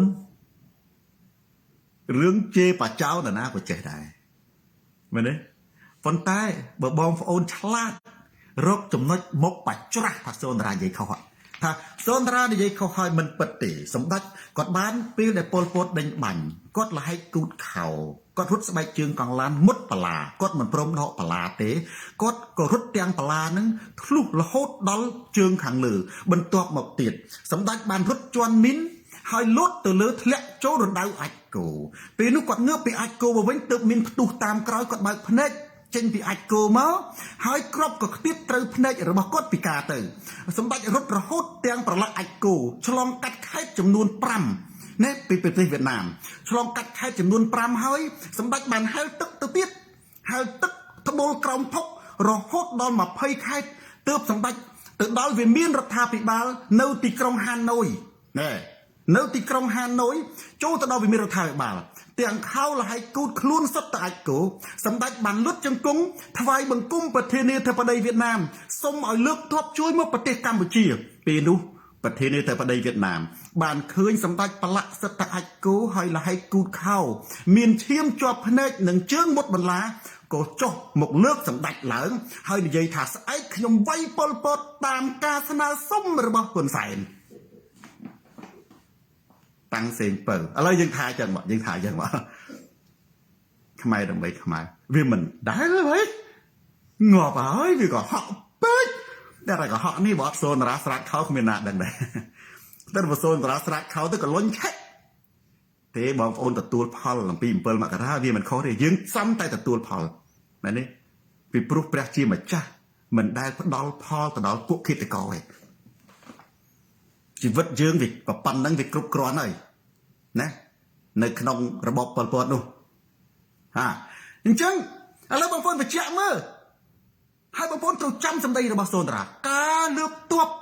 បញ្ជាទ័ពទៅឈ្លានពានឬក៏ធ្វើសង្គ្រាមនៅក្នុងស្រុកក៏ដោយនៅប្រទេសណាក៏ដោយគឺសម្រេចដោយរដ្ឋសភានិងរដ្ឋាភិបាលរបស់គេការលើកទ័ពយួនមកចូលប្រទេសកម្ពុជាគឺសម្រេចដោយរដ្ឋសភាវៀតណាមប្រធានាធិបតីវៀតណាមឬក៏អាចនិយាយថាសម្រេចដោយរដ្ឋាភិបាលវៀតណាមមិនហ៊ុនសែនទៅសុំទេលោកហើយហ៊ុនសែនរត់ទៅរំដោះស្អីរត់ប្រអាយុជាប់គុកគេយកមកប្រើប៉ុន្តែបើគេអាចនិយាយថាចេះហ៊ុនសែនគាត់ឆ្លាតគាត់ចេះប្រើប្រាស់ឱកាសហ្នឹងដើម្បីកសាងជាតិអាហ្នឹងក៏ត្រូវដែរហើយថាលោកគ្រូមិនទៅសើគាត់អីទេនិយាយសច្ចធម៌ហើយបើសិនគេថាអញ្ចឹងយើងរកបកាយអត់បានដែរបើគេថានេះយួនបានប្រើហ៊ុនសែនប៉ុន្តែហ៊ុនសែនគាត់មានប្រាជ្ញាគាត់ឆ្លាតគាត់បានប្រើប្រាស់ឱកាសនោះក្តោបក្តាប់យកអំណាចណាកំតិចប្រើប្រាស់យុទ្ធសាស្ត្រឈ្នះក្តោបក្តាប់យកអំណាចទាំងស្រុងណារំលាយរចនាសម្ព័ន្ធពួកខ្មែរក្រហមនាំឲ្យប្រទេសកម្ពុជាមានឯកភាពជាតិនាងសរុនមានឯកភាពទឹកដីហើយបានកសាងអភិវឌ្ឍជាតិរហូតមកដល់បច្ចុប្បន្នអានឹងក៏មានធៀបត្រូវនៅក្នុងហ្នឹងគាត់បើអានឹងនិយាយការពិតគឺអាចនិយាយទៅសូនតារាចឹងបានប៉ុន្តែបើថាហ៊ុនសែនរត់ទៅរំដោះបងប្អូនយើងពិចារណាមើលតើកូនទាហានកប៉ិកប៉ុកឯណាដែលអាចរត់ទៅនឹងបានឥឡូវមានបងប្អូនយើងកាលខ្ញុំមកដល់រដ្ឋ Florida ទៅវត្ត DR ណាមានប្រិយមិត្តម្នាក់គាត់ជាបញ្ញវន្តខ្មែរយើងគាត់អាយុ90ឆ្នាំហើយគាត់ជាវិជ្ជបណ្ឌិតបាទគាត់នឹងខ្ញុំសម្ដែងក្តីត្រេកអរដូចគ្នាគាត់ឃើញខ្ញុំក៏រត់អោបណាហើយជាបញ្ញវន្តខ្មែរជាអ្នកនៅស្រុកនេះចូលនិវត្តន៍ហើយខ្ញុំនឹងគាត់បានជជែកសន្ទនារឿងរ៉ាវច្រើនណាស់រឿងពីប្រទេសជាតិហើយយើងសប្បាយចិត្តដូចគ្នាគាត់សប្បាយចិត្តបាននិយាយលេងជាមួយខ្ញុំពីកិច្ចការប្រទេសជាតិសំខាន់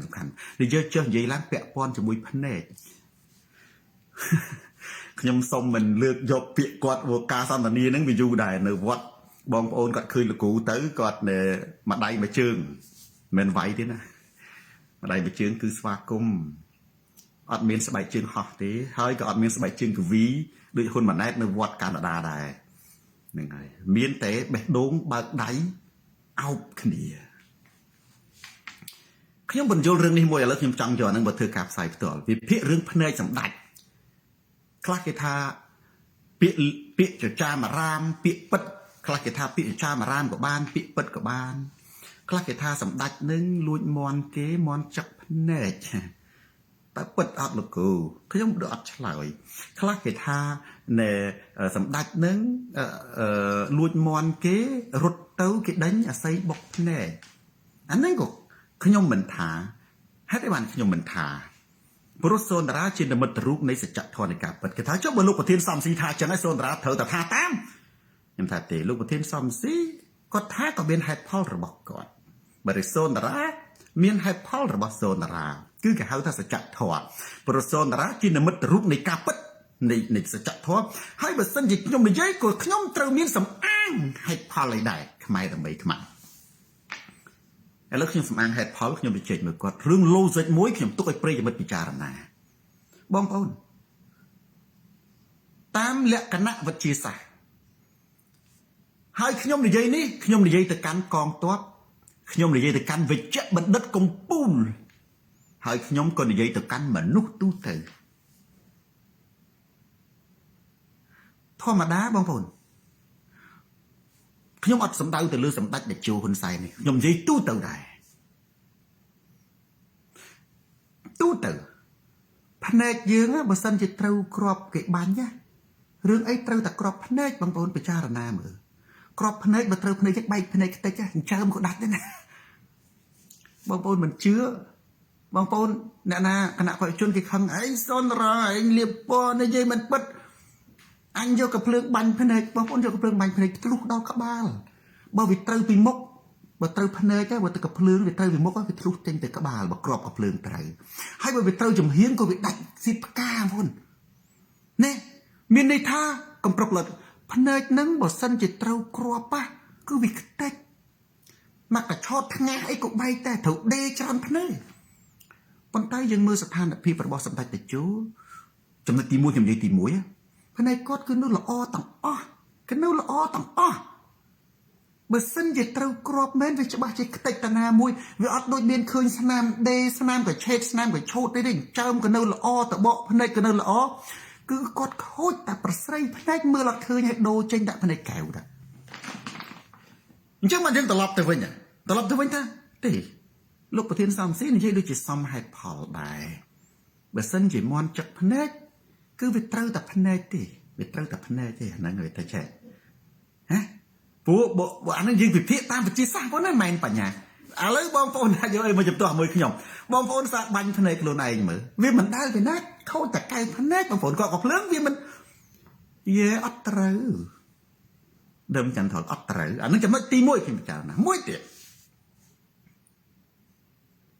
បើសិនគេថាចំណាំងក្របបែកខ្ទៀតណាចំណាំងក្របបែកខ្ទៀត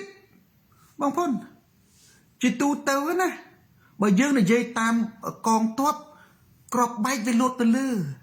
ក្របបែកលូតទៅលើតើតែហ៊ុនសែនគាត់ឈរលើដើមឈើរកក្បួនកងទ័ពគេធ្វើដំណើរដោយក្រាបហ៎ហើយណាបើចំណាំងនឹងវាខ្ទៀតត្រូវក៏វាបែកធំដែរក៏វាទៅបែកដេកតាណាដែរវាមិនអាចខ្ទៀតត្រូវតានឹងហើយបើសិនជាតូចក៏មិនអាចដល់ពិការដែរយ៉ាងច្រើនគេអាចដកចេញបានបើតូចចំណុចតាណាបើយើងនិយាយទៅកៅភ្នែករបស់យើងណាបើកាលណាត្រូវក្របរំសេវគឺធ្វើឲ្យភ្នែកយើងនឹងខូចធំហ្មងណាហើយណាត្រូវវះកាត់យកចេញនឹងក៏ត្រូវការស្នាមឯកនេះអត់មានស្នាមឯសោះចំណុចទី1ដែលខ្ញុំលើកហេតុផលឡូសិកថាកៅភ្នែករបស់មនុស្សយើងទូទៅបើកាលណាវាត្រូវក្របរំសេវគឺវាមិនមែនខូចតែប្រស្រីភ្នែកទេគឺភ្នែកយើងក៏ត្រូវមានស្នាមដេរតើតែពាក់ដូចចៅសមុទ្រតែគេពាក់អាខ្មៅចេះបើកភ្នែកមួយអាហ្នឹងត្រូវលើកលែងតែមនុស្សដែលវះភ្នែកវះកាត់ភ្នែកយកមានអីទេធម្មតាអាហ្នឹងពេទ្យគេដូរកៅភ្នែកត្រូវចំណុចទី1ចំណុចទី2យើងមើលប្រវត្តិវែងវាសនាសួរថាតើសម្ដេចគាត់ពិការភ្នែកក្រោយពេលរំដោះយើងប្រើពាក្យរំដោះចុះឬក៏មុនពេលរំដោះចាំរៀនបងប្អូនអេលោកគ្រូចេះនិយាយសួរអញ្ចឹងម៉ាអាលីកតាឡូសិកសច្ចធម៌ការស៊ើបអង្កេតគេមើលអញ្ចឹងតើសម្ដេចពិការភ្នែកនឹងពេលក្រោយថ្ងៃ79យួនរំដោះហើយអាសនាប៉ាប៉ាឡូឬគាត់ពិការមុននឹងហើយបានខ្ញុំសួរអញ្ចឹងទី1បើសិនជាសម្ដេចពិការភ្នែកមុនការរំដោះតើសម្ដេចពិការចន្លោះឆ្នាំណាពីព្រោះបើនិយាយអំពីសម្ដេចរំដោះនិយាយតាមគណិតវិទ្យាម៉ាតេម៉ាទិកគឺនៅឆ្នាំ1979បើនិយាយពីសង្គ្រាមគឺចន្លោះពីឆ្នាំ70មកណា75ជំនាន់ប៉ុលពតមកបើនិយាយពីជំនាន់តាំងពីជំនាន់លន់មក70ដល់79 10ឆ្នាំតើហ៊ុនសែនចូលធ្វើទាហាននៅឆ្នាំណាយើងត្រូវចេះទេបើហ៊ុនសែនចូលធ្វើទាហានចំនួនឆ្នាំ70ដិនចន្ទថលមានន័យថាភ្លាមពេកក៏អត់ត្រូវទេឬក៏ហ៊ុនសែនចូលធ្វើទាហានចំនួនណា76 73 74នេះចឹងទៅអានឹងចេះឥឡូវហើយបានខ្ញុំនិយាយចឹងតទៀតបើសិនជាសម្ដេចគាត់ចូលធ្វើទាហានខ្មែរក្រហមនៅឆ្នាំ73មកប្រទេសកម្ពុជានៅពេលនោះអត់មានបច្ចេកវិទ្យាទំនើបអត់មានវិទ្យាសាស្ត្រពេទ្យព្យាបាលជំងឺភ្នែកទេ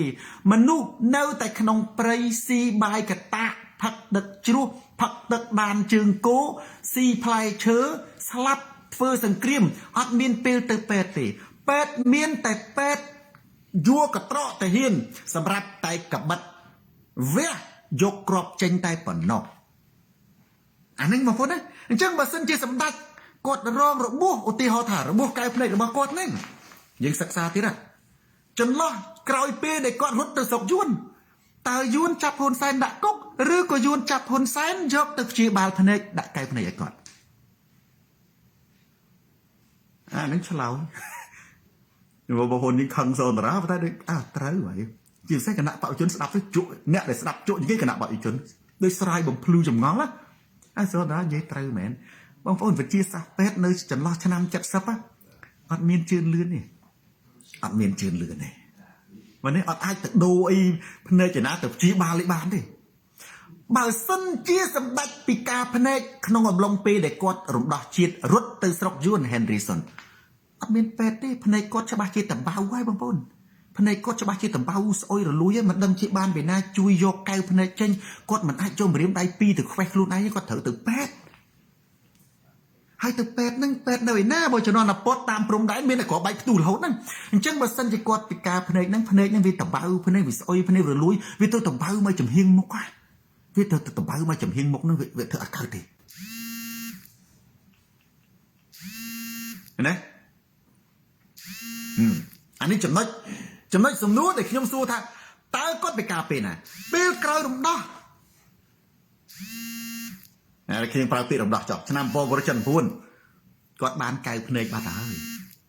ម៉ានិតទេពគាត់បានកែវភ្នែកហើយអញ្ចឹងមានន័យថាម៉េចមានន័យថាបញ្ជាក់ថាកែវភ្នែកនោះ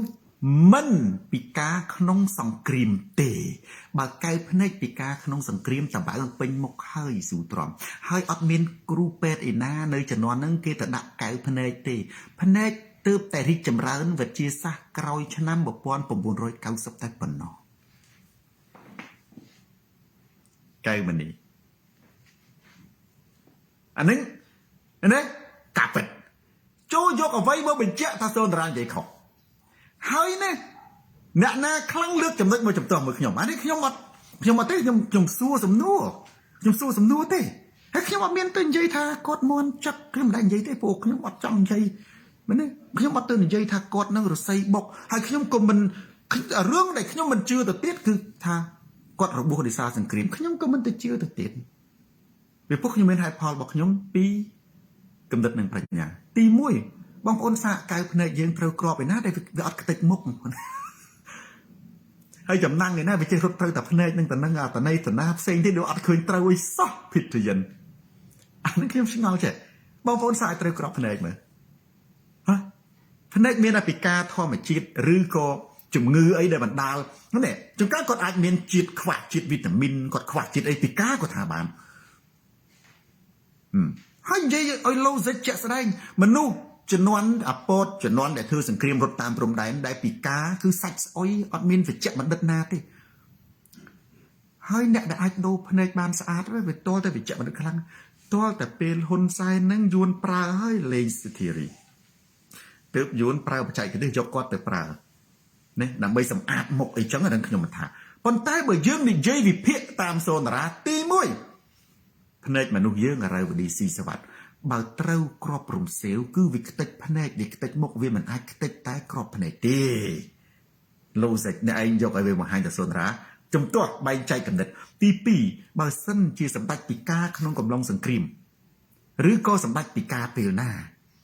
ណាចឹងបងប្អូនពិចារណាមើលតើក្នុងកំឡុងសង្គ្រាមមនុស្សគិតតែពីរត់ណាប្រផាប់ប្រភីងរត់តបាយស៊ីម៉ានផងស៊ីស្លឹកឈើដេកទៅក្នុងព្រៃកាន់កាភ្លើងហើយពេទ្យមានតែពេទ្យសម្រាប់កបិតវះយកគ្រាប់តែប៉ុណ្ណោះ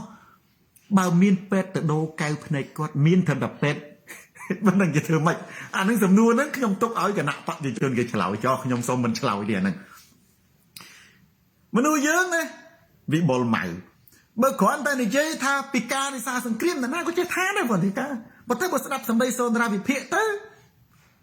យើងកំបោកអានឹងហៅคล้ายយើងកំបោកអានេះគឺជារឿងសច្ចធម៌មួយអញ្ចឹងសរុបសេចក្តីមកដែលខ្ញុំថាហ៊ុនសែនមិនមែនជាអ្នករំដោះទេដោយហេតុផល logic មួយ បងប្អូនស្ដាប់ឡើងវិញគឺការវាយកាន់កាប់ធ្វើសង្គ្រាមប្រទេសមួយគឺសម្រេចដោយរដ្ឋសភាប្រធានាធិបតីឬរដ្ឋាភិបាលមិនមែនសម្រេចដោយការស្នើសុំនរណាទេហើយពិភពលោកមេបញ្ជាការបើគេតាក់ទងគេតាក់ទងមេដូចគ្នាដូចជាចិនមកតាក់ទងខ្មែរគេមិនដែលមកតាក់ទងសូនតារាទេគេតាក់ទងទីបាញ់ឬហ៊ុនសែនបើនេះគេមកតាក់ទងអគ្គមេបញ្ជាការខ្មែរក៏គេមិនដែលមកតាក់ទងអ្នកណាដែរគឺគេតាក់ទងកំពូលគេចុះហ៊ុនសែនកូនតាហ៊ានកប៉ិកកប៉ុកអង្គកំប៉ុងរត់លហែកខោដាច់ស្បែកជើងឯណាកប់ផុកឯណារត់ចូលទៅដល់វិមានរដ្ឋាភិបាលយួនឥឡូវយើងពិចារណាមើលគីមឡាយហ៊ុនវាអត់ត្រូវវាអត់ត្រូវអញ្ចឹងមានន័យថាមានន័យថាដូចខ្ញុំនិយាយមកអញ្ចឹងការវាយកាន់កាប់ខ្មែរក្រហមគឺជាផែនការរបស់យួនហើយការដាក់ប៉ែនសវណ្ណច័ន្ទស៊ីហេងសំរិនហ៊ុនសែននេះគឺជាការប្រើរបស់យួនតែប៉ុណ្ណោះ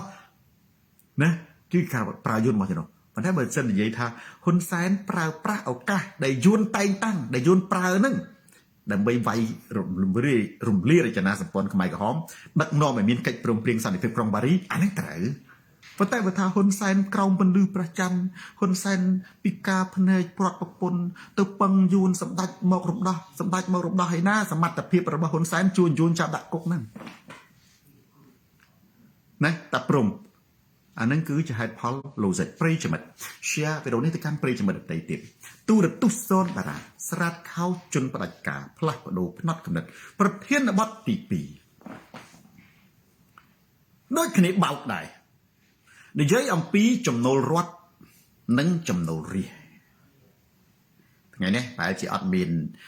ផ្សេងទេចំណូលរដ្ឋនិងចំណូលរាជខ្ញុំនិយាយនេះខូលស្វាយខ្ញុំផ្ដោតទៅលើសម្បត្តិមីជចំណេះដឹងជាសកលមួយប្រទេសមួយ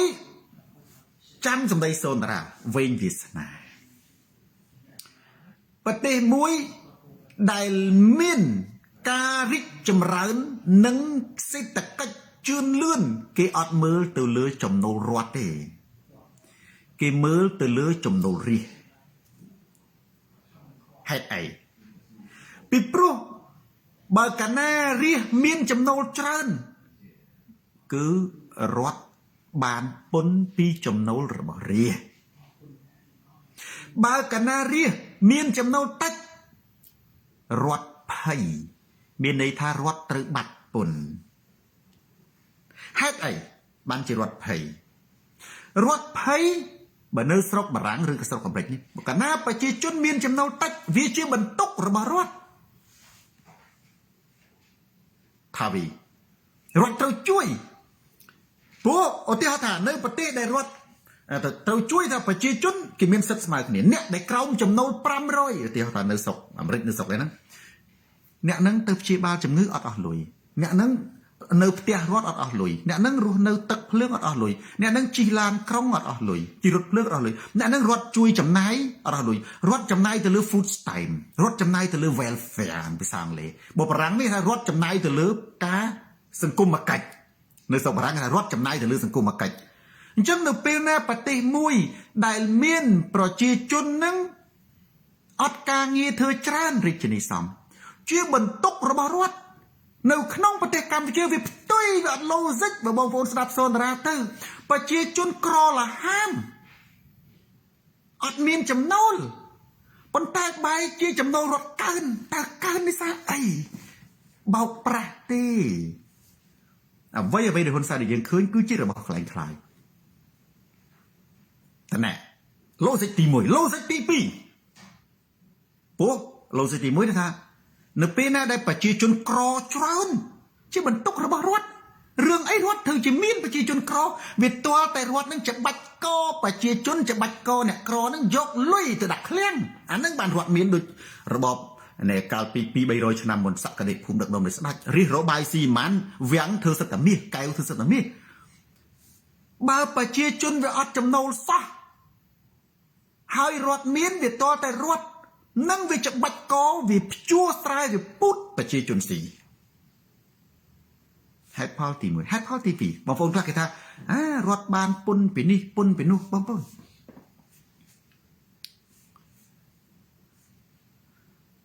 ប្រទេសមួយ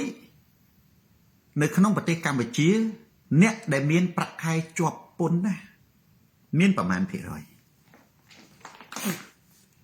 កុំអួតខ្ញុំសួរប្រជាជនកម្ពុជាអ្នកដែលមានប្រាក់ខែជាប់ពន្ធមាន 20% ហើយឬនៅថាវីបរទេសនៅក្នុងប្រទេសកម្ពុជាប្រជាជនដែលមានប្រាក់ខែជាប់ពន្ធយ៉ាងច្រើនមាន 10% ទេបងប្អូននិយាយទៅនេះស្ដាប់សូនតារានិយាយទៅបច្ច្រាស់មើលទៅត្រូវហេតុអីឈានសកលប្រទេសមួយដែលមានប្រជាជនតែ 10% មានប្រាក់ខែជាប់ពន្ធបញ្ជាក់ថាប្រទេសនឹងវាក្រ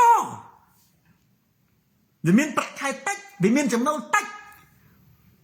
ហើយគេថាប្រជាជនកម្ពុជាមានការងារធ្វើ 99% អាការងារលក់ពងទាកូនអាការងារលក់នំបញ្ចុកអាការងារជំរះស្មៅហេអាការងារលក់ចេកអាំង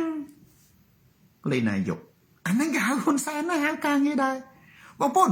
ប្រទេសមួយដែលគេមើលទៅលើរដ្ឋប្រមូលពន្ធបានតិចឬប្រមូលពន្ធបានច្រើនណាឬប្រទេសនឹងមានប្រទេសនឹងក្រគេមើលទៅលើប្រាក់ខែប្រជាជនជាប់ពន្ធបើសិនជាប្រជាជននឹងរស់ក្រោមប្រាក់ចំណូលគេរដ្ឋភ័យពួករដ្ឋត្រូវចិញ្ចឹមរដ្ឋត្រូវទទួលរ៉ាប់រងខុសត្រូវរដ្ឋត្រូវបំពេញបន្ថែមហើយនៅស្រុកអាមេរិកនៅស្រុកដែលគេជឿនលឿននៅស្រុកបារាំងស្រុកថៃក៏ដោយគេព្យាយាមធ្វើឲ្យមនុស្សនឹងមានចំណូលទៅជាប់ពន្ធបងប្អូនយើងគេថាជាប់ពន្ធភ័យបណ្ដោយដោយសារអីដោយសារពន្ធនឹងពេលទៅចូលទៅវាបានចូលនិវត្តន៍វាទៅធ្វើផ្លូវដាក់ឈ្មោះហ៊ុនសែនមកចឹងប៉ុន្តែបងពន្ធជាការល្អបងពន្ធជាការល្អបើសិនជាយើងមានរដ្ឋាភិបាលត្រឹមត្រូវដឹកនាំប្រទេសហើយយកពន្ធនោះទៅកសាងប្រទេសជាតិក្រោមផ្លាកប្រជាជនមិនមែនក្រោមផ្លាកអំណោយបោកសុបីតែលុយប្រជាជនដែលយកទៅក៏បោកប្រាក់ដែរណែអញ្ចឹងបងប្អូនប្រៀបធៀបមើលចំណូលរដ្ឋនិងចំណូលរាជវាអត់ស៊ីគ្នាវាមិនអាចរដ្ឋមានចំណូលឯរាជក្រលហេងលហាមក្រោយមកទៀតគេយកណែផ្លូវលបឿនលឿនមួយស្ទះចរាចរណ៍មកអួតអួតមែនថាអត់ឌីអខ្មែរសវណ្ណភូមិបើមានលែងអួតដែលខ្ញុំថានៅស្រុកអាមេរិកនៅស្រុកជប៉ុននៅស្រុកថៃបើហ៊ុនសែនមកសម្ពោធលើកទាំងកូនទាំងចៅគាត់មកពូជអត់ដាក់អត់បាយអត់ទឹកទេបើនេះច្រកវិចបាយដាក់ស្រាក់ដើរសម្ពោធក៏សម្ពោធមិនអស់ដែរសម្ពោធមានន័យថាវាអត់វាក្រវាមានតែមួយអញ្ចឹងវាផ្ទុយបងប្អូននៅប្រទេសណាក៏ដោយដើម្បីរដ្ឋមានចំណូលច្រើនពន្ធច្រើនវាទាល់តែប្រជាជននឹងមានប្រាក់ខែខ្ពង់ខ្ពស់បើប្រជាជនក្រលហាមប្រជាជននៅក្នុងប្រទេសកម្ពុជាជាប់ពន្ធមិនបាន 10% ផងប្រជាជនដែលមានប្រាក់ខែជាប់ពន្ធក្រៅពីនឹងសិតតែប្រាក់ខែក្រោមជាប់ពន្ធប្រាក់ខែក្រោមជាប់ពន្ធមានតែម៉េចមានន័យថាកម្រិតក្រីក្ររដ្ឋអត់បានពន្ធវានោះទេខ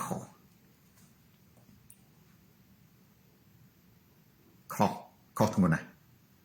នេះវាអត់ logic វាអត់សច្ចធម៌វាអត់ត្រឹមត្រូវហើយបើសិនជាពន្ធរដ្ឋវាមានច្រើនពន្ធរាជវាអត់ចំណូលរាជវាអត់អានឹងវាទាល់តែហ៊ុនសែននឹងគាត់លក់ជាតិច្បាច់កប្រជាជនយកឲ្យក្រអស់លីងហើយគេទៅអួតឡានតាមផ្លូវគេទៅអួតអីចឹងទុកឲ្យប្រជាជនអួតខ្លួនឯងតាមរយៈការបោះឆ្នោតទៅហានភេទនេះអាហុងអានឹងមួយដល់តែពេលអញ្ចឹងដែលខ្ញុំភ្ជាប់ថាត្រកូលហ៊ុនស៊ីភ្នំអញ្ចឹងយើងមិនដឹងថាតើ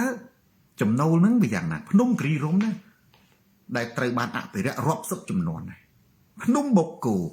ដែលត្រូវបានអភិរក្សរាប់សិបចំនួនដែរប៉ុន្តែត្រូវបាត់បង់ដោយសារតែការអភិវឌ្ឍនៃហ៊ុនសែនបងប្អូនដែលខ្ញុំថាហ៊ុនសែនគាត់មិនដែលមកអាមេរិកទេណា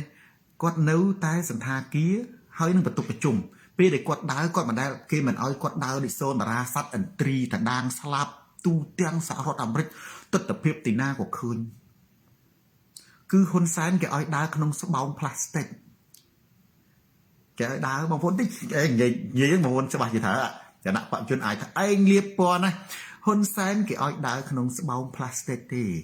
គេដាក់ស្បោងដូចពលានយន្តហោះចឹងណាគេដាក់ស្បោងអាផ្លាស្ទិកមូលធំនឹងទៅគេឲ្យគាត់ដើរចេញពីសន្តាគារទៅបន្ទប់ប្រជុំហើយគេឲ្យហ៊ុនសែនដើរពីបន្ទប់ប្រជុំទៅសន្តាគារហ៊ុនសែនសំបីតែទឹកដីសហរដ្ឋអាមេរិកប៉ប៉ិនកញ្ចក់គាត់មិនដែលស្គាល់ផង កុំច្រឡំទៅវាមានអង្គការសហជីវជាតិគឺអាមេរិកបានផ្ដល់អភ័យឯកសិទ្ធិពិសេសគឺជាទីតាំងរបស់វិមានអង្គការសហជីវជាតិទេហ៊ុនសែនទៅវិមានអង្គការសហជីវជាតិមិនមែនទៅគ្រាន់តែវាស្ថិតក្នុងទឹកដីអាមេរិកប៉ុន្តែមិនមែនជាប្រទេសអាមេរិកទេទូចប៊ុននិនអញ្ចឹងក៏អត់ដឹងថាតើប្រទេសជាតិនៅក្រៅប្រទេសនៅពិភពលោកខាងក្រៅនឹងយ៉ាងម៉េចទេគាត់មើលឃើញត្រឹមតែនេះលុបស្ទឹងលុបបឹងលុបសមុទ្រតែប៉ុណ្្នឹងឯងអញ្ចឹងតំបន់ប្រទេសកាន់តែរីកចម្រើនព្រៃឈើកាន់តែគង់វង្សបងប្អូនទូទាត់ឥឡូវនេះបាត់បង់អស់ហើយយើងមើលសមិទ្ធផល7មករាខ្ញុំសួរបងប្អូនមួយឥឡូវយើងឃើញហ៊ុនសែនគាត់ទៅសម្ពោធទៅចោះរបស់ក្រមេតអត់សួរថាលុយដែលធ្វើផ្លូវដែលធ្វើស្ពានទាំងអស់ហ្នឹងជាលុយអ្វីលុយហ៊ុនសែនមិនមែនលុយកប៉ៅហ៊ុនសែនទេជាលុយបំណុលតើអ្នកណាជាអ្នកសងបំណុលហ៊ុនសែនគាត់នឹងស្លាប់គាត់មិនអមតៈទេអ្នកដែលសងបំណុលគឺយើងទាំងអស់គ្នាខ្មែរទាំងអស់គ្នាកូនចៅបំណុលណាមិនមែនហ៊ុនសែនខ្ចីហើយយកលុយទិញនាឡិកាយកលុយចែកចាយនេះគ្រប់គ្រងសេដ្ឋកិច្ចទិញចំនួនហើយហ៊ុនសែនរួចខ្លួនតែហ៊ុនសែននៅក្រុមគ្រួសារទេកូនខ្មែរជាប់បំណុលរាប់ពាន់ឆ្នាំឧទាហរណ៍ដូចជាជំនាន់លន់នល់ហ៊ុនសែនមិនដឹកនាំប្រទេសណាយើងមិនមានបំណុលឲ្យអាមេរិកកាំងណែលន់នល់ឲ្យអាមេរិកកាំងអនុញ្ញាតឲ្យអាមេរិកកាំងទម្លាក់ក្របបែកដេញពួកយកុងទៅតាមព្រំដែនពួកយកុងជួនដែលវាប្រើប្រាស់ទឹកដីឥឡូវលន់នល់ស្លាប់ហើយលន់នល់ស្លាប់ហើយណាតិចច្រឡំថាបំណុលអាមេរិកកាំងទម្លាក់ក្របបែកហ្នឹងអត់ទាន់ទៅណាដូចគ្នាបងប្អូនលុយដែលហ៊ុនសែនសាងសង់ដែលនឹងគឺជាលុយរបស់យើងលុយបំណុលហ៊ុនសែនស្លាប់ទៅតកូលហ៊ុនសែននឹងកាន់អំណាចក៏មិនកាន់អំណាចទៅមិនមែនជាអ្នកសងទេយើងទាំងអស់គ្នាជាអ្នកសងយើងទាំងអស់គ្នាជាអ្នកសងហើយគេហៅហ៊ុនសែនទៅសម្បើមថាជាស្នាដៃហ៊ុនសែនស្នាដៃប្រជាជនដែលខ្ញុំនិយាយថាបើនៅប្រទេសថៃនៅប្រទេសអាមេរិកហ៊ុនសែនសម្ពោធដាក់បាយស្រាក់សម្ពោធមួយជីវិតសម្ពោធមកនោះ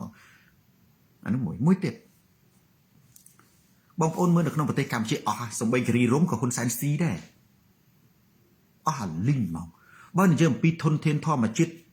ប្រទេសកម្ពុជាទឹកដីសវណ្ណភូមិទឹកដីមាសគឺត្រូវវិនិច្ឆ័យនៅក្នុងរបបហ៊ុនសែនធនចន្ទថាវិនិច្ឆ័យខ្ទេច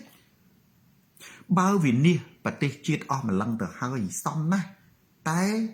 ការធ្វើផ្លូវការធ្វើស្ពានហ្នឹងវាមិនមែនជាលុយបំណុលអានេះបច្ចុប្បន្នយើងសល់ណាយើងសល់តែបាតដៃទៅទេនឹងបំណុលបច្ចុប្បន្នណាសមិទ្ធផលរបស់ហ៊ុនសែនយើងឃើញផ្នែកប្រធានសិទ្ធិជាបំណុលទាំងអស់បងប្អូនខ្ញុំប្រៀបធៀបដូចជាគ្រួសារមួយដែលមានឡានចឹងនៅក្នុងប្រទេសកម្ពុជាលក់អត់មានមុខរបរគាត់លក់ដីក៏ទិញឡានបងប្អូនដឹងតែអ្នកលក់ដីទិញឡានអត់បង្កើតមុខរបរនីហានគឺចងកសម្រាប់ខ្លួនច្រើនណាយើងឃើញសម្បើមជាឃើញឡានប៉ុន្តែអានឹងជាបំណុលណាជាបំណុលនឹងស្លាប់នៅថ្ងៃណាមួយបច្ចុប្បន្នអ្វីដែលហ៊ុនសែនដែលយើងឃើញព្រមព្រៀងនឹងសុទ្ធតែជាបំណុលហើយអ្នកឯងជាអ្នកសងទាំងអស់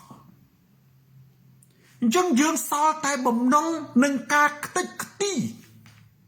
នៃធនធានធម្មជាតិហុងឆៃលីនៅក្នុងប្រទេសកម្ពុជាទាំងអស់នៅក្រោមរបបហ៊ុនសែនទឹកដីសមុទ្រព្រៃភ្នំលុបកាប់រ៉ែគ្មានសល់ខ្ទេចរហូតគិរីរំហ៊ានទៅស៊ីគិរីរំហើយបងប្អូនវាអស់ហើយកម្ពុជាវិនិច្ឆ័យហើយកម្ពុជាវិនិច្ឆ័យហើយអ្វីដែលបងប្អូនឃើញជាផ្លូវជាស្ពានតិចណាស់បើប្រៀបធៀបទៅនឹងប្រទេសថៃមិនបាន 1% ផងហើយគេមានការផ្លាស់ប្ដូរមេដឹកនាំជារឿងធម្មតាកម្ពុជាវិនិច្ឆ័យហើយអ្វីដែលបងប្អូនឃើញសិតតែជាបំណុលដែលបងប្អូនសប្បាយទេបងប្អូនសល់តែ2តែប៉ុណ្ណោះ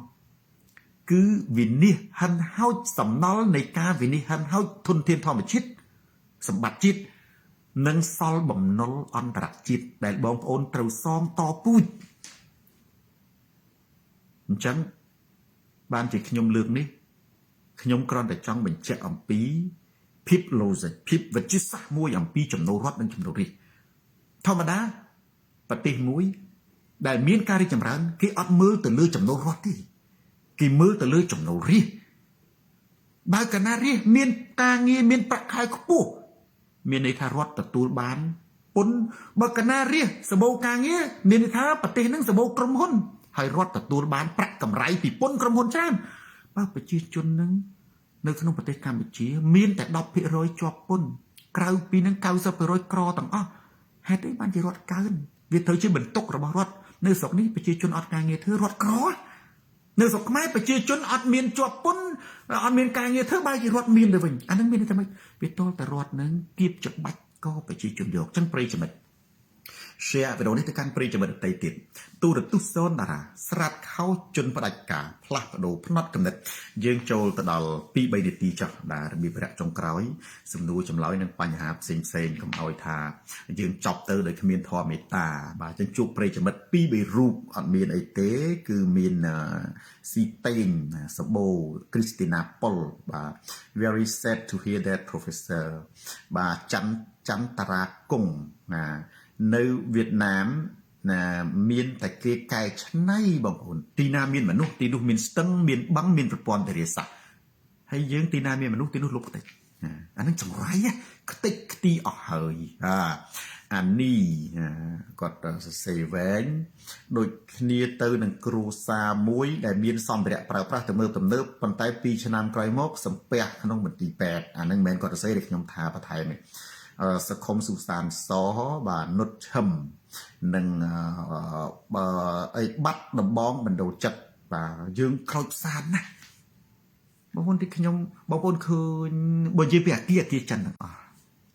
ហើយមិនដឹងថាអាគារហ្នឹងគេលាងលុយខ្មៅសង់ម៉ាហ្វ្យាឬក៏យ៉ាងណាហើយបើនិយាយណាហងចំណាប់បងប្អូនឃើញសមិទ្ធផលរបស់ហ៊ុនសែនហ្នឹងមិនមែនរបស់ហ៊ុនសែនទេសិតតែជាបំណុលបងប្អូនទាំងអស់ពុះលុយដែលហ៊ុនសែនធ្វើនឹងជាបំណុលហើយបំណុលយើងជាអ្នកសងត្រូវធ្វើល្អជាងដាច់កូនណា The Gardening Sophie អញ្ចឹងសាមូអែលវ៉ាងបាទថ្ងៃ7មករាជាថ្ងៃវៀតណាមឈ្លានពានកាន់កាប់ប្រទេសកម្ពុជាក្រសួងធម្មការ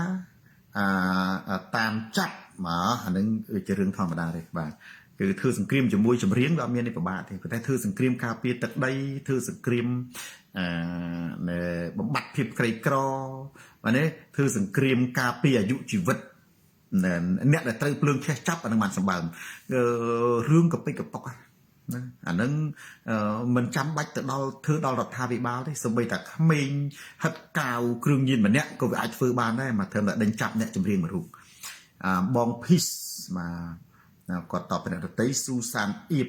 ស៊ូស្ដីវត្រានិកបាទទិញឡានដើម្បីធ្វើអាជីវកម្មជាទ្រព្យបាទទិញឡានជិះបងរំលោះអត់ការងារធ្វើជាបំណុល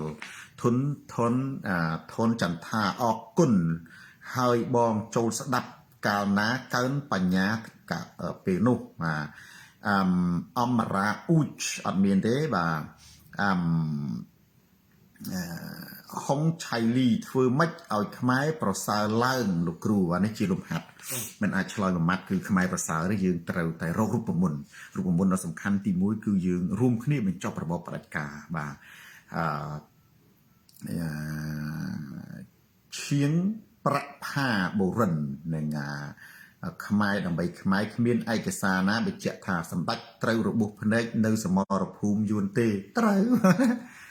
បើអត់ឯកសារក៏សូនតារាអាចលើកជាសំណួរវិទ្យាសាស្ត្រ logic បានដែរបងប្អូនអាចទៅមើលវីដេអូនឹងឡើងវិញអញ្ចឹងប្រិយមិត្តខ្ញុំមើលទៅដូចជាអត់មានសំណួរអីទេមានតែរូបបេះដូងរូបមេដៃនិងរូបផ្កាបាទអញ្ចឹងខ្ញុំសូមបញ្ចប់ការផ្សាយផ្ទាល់តែត្រឹមនេះចុះហស៊ីនួនអញ្ចឹងអរគុណប្រិយមិត្តដែលបានតាមដានទស្សនាការផ្សាយផ្ទាល់នេះតាំងពីដើមរហូតដល់ចប់ share វីដេអូនេះទៅកាន់ប្រិយមិត្តដទៃទៀត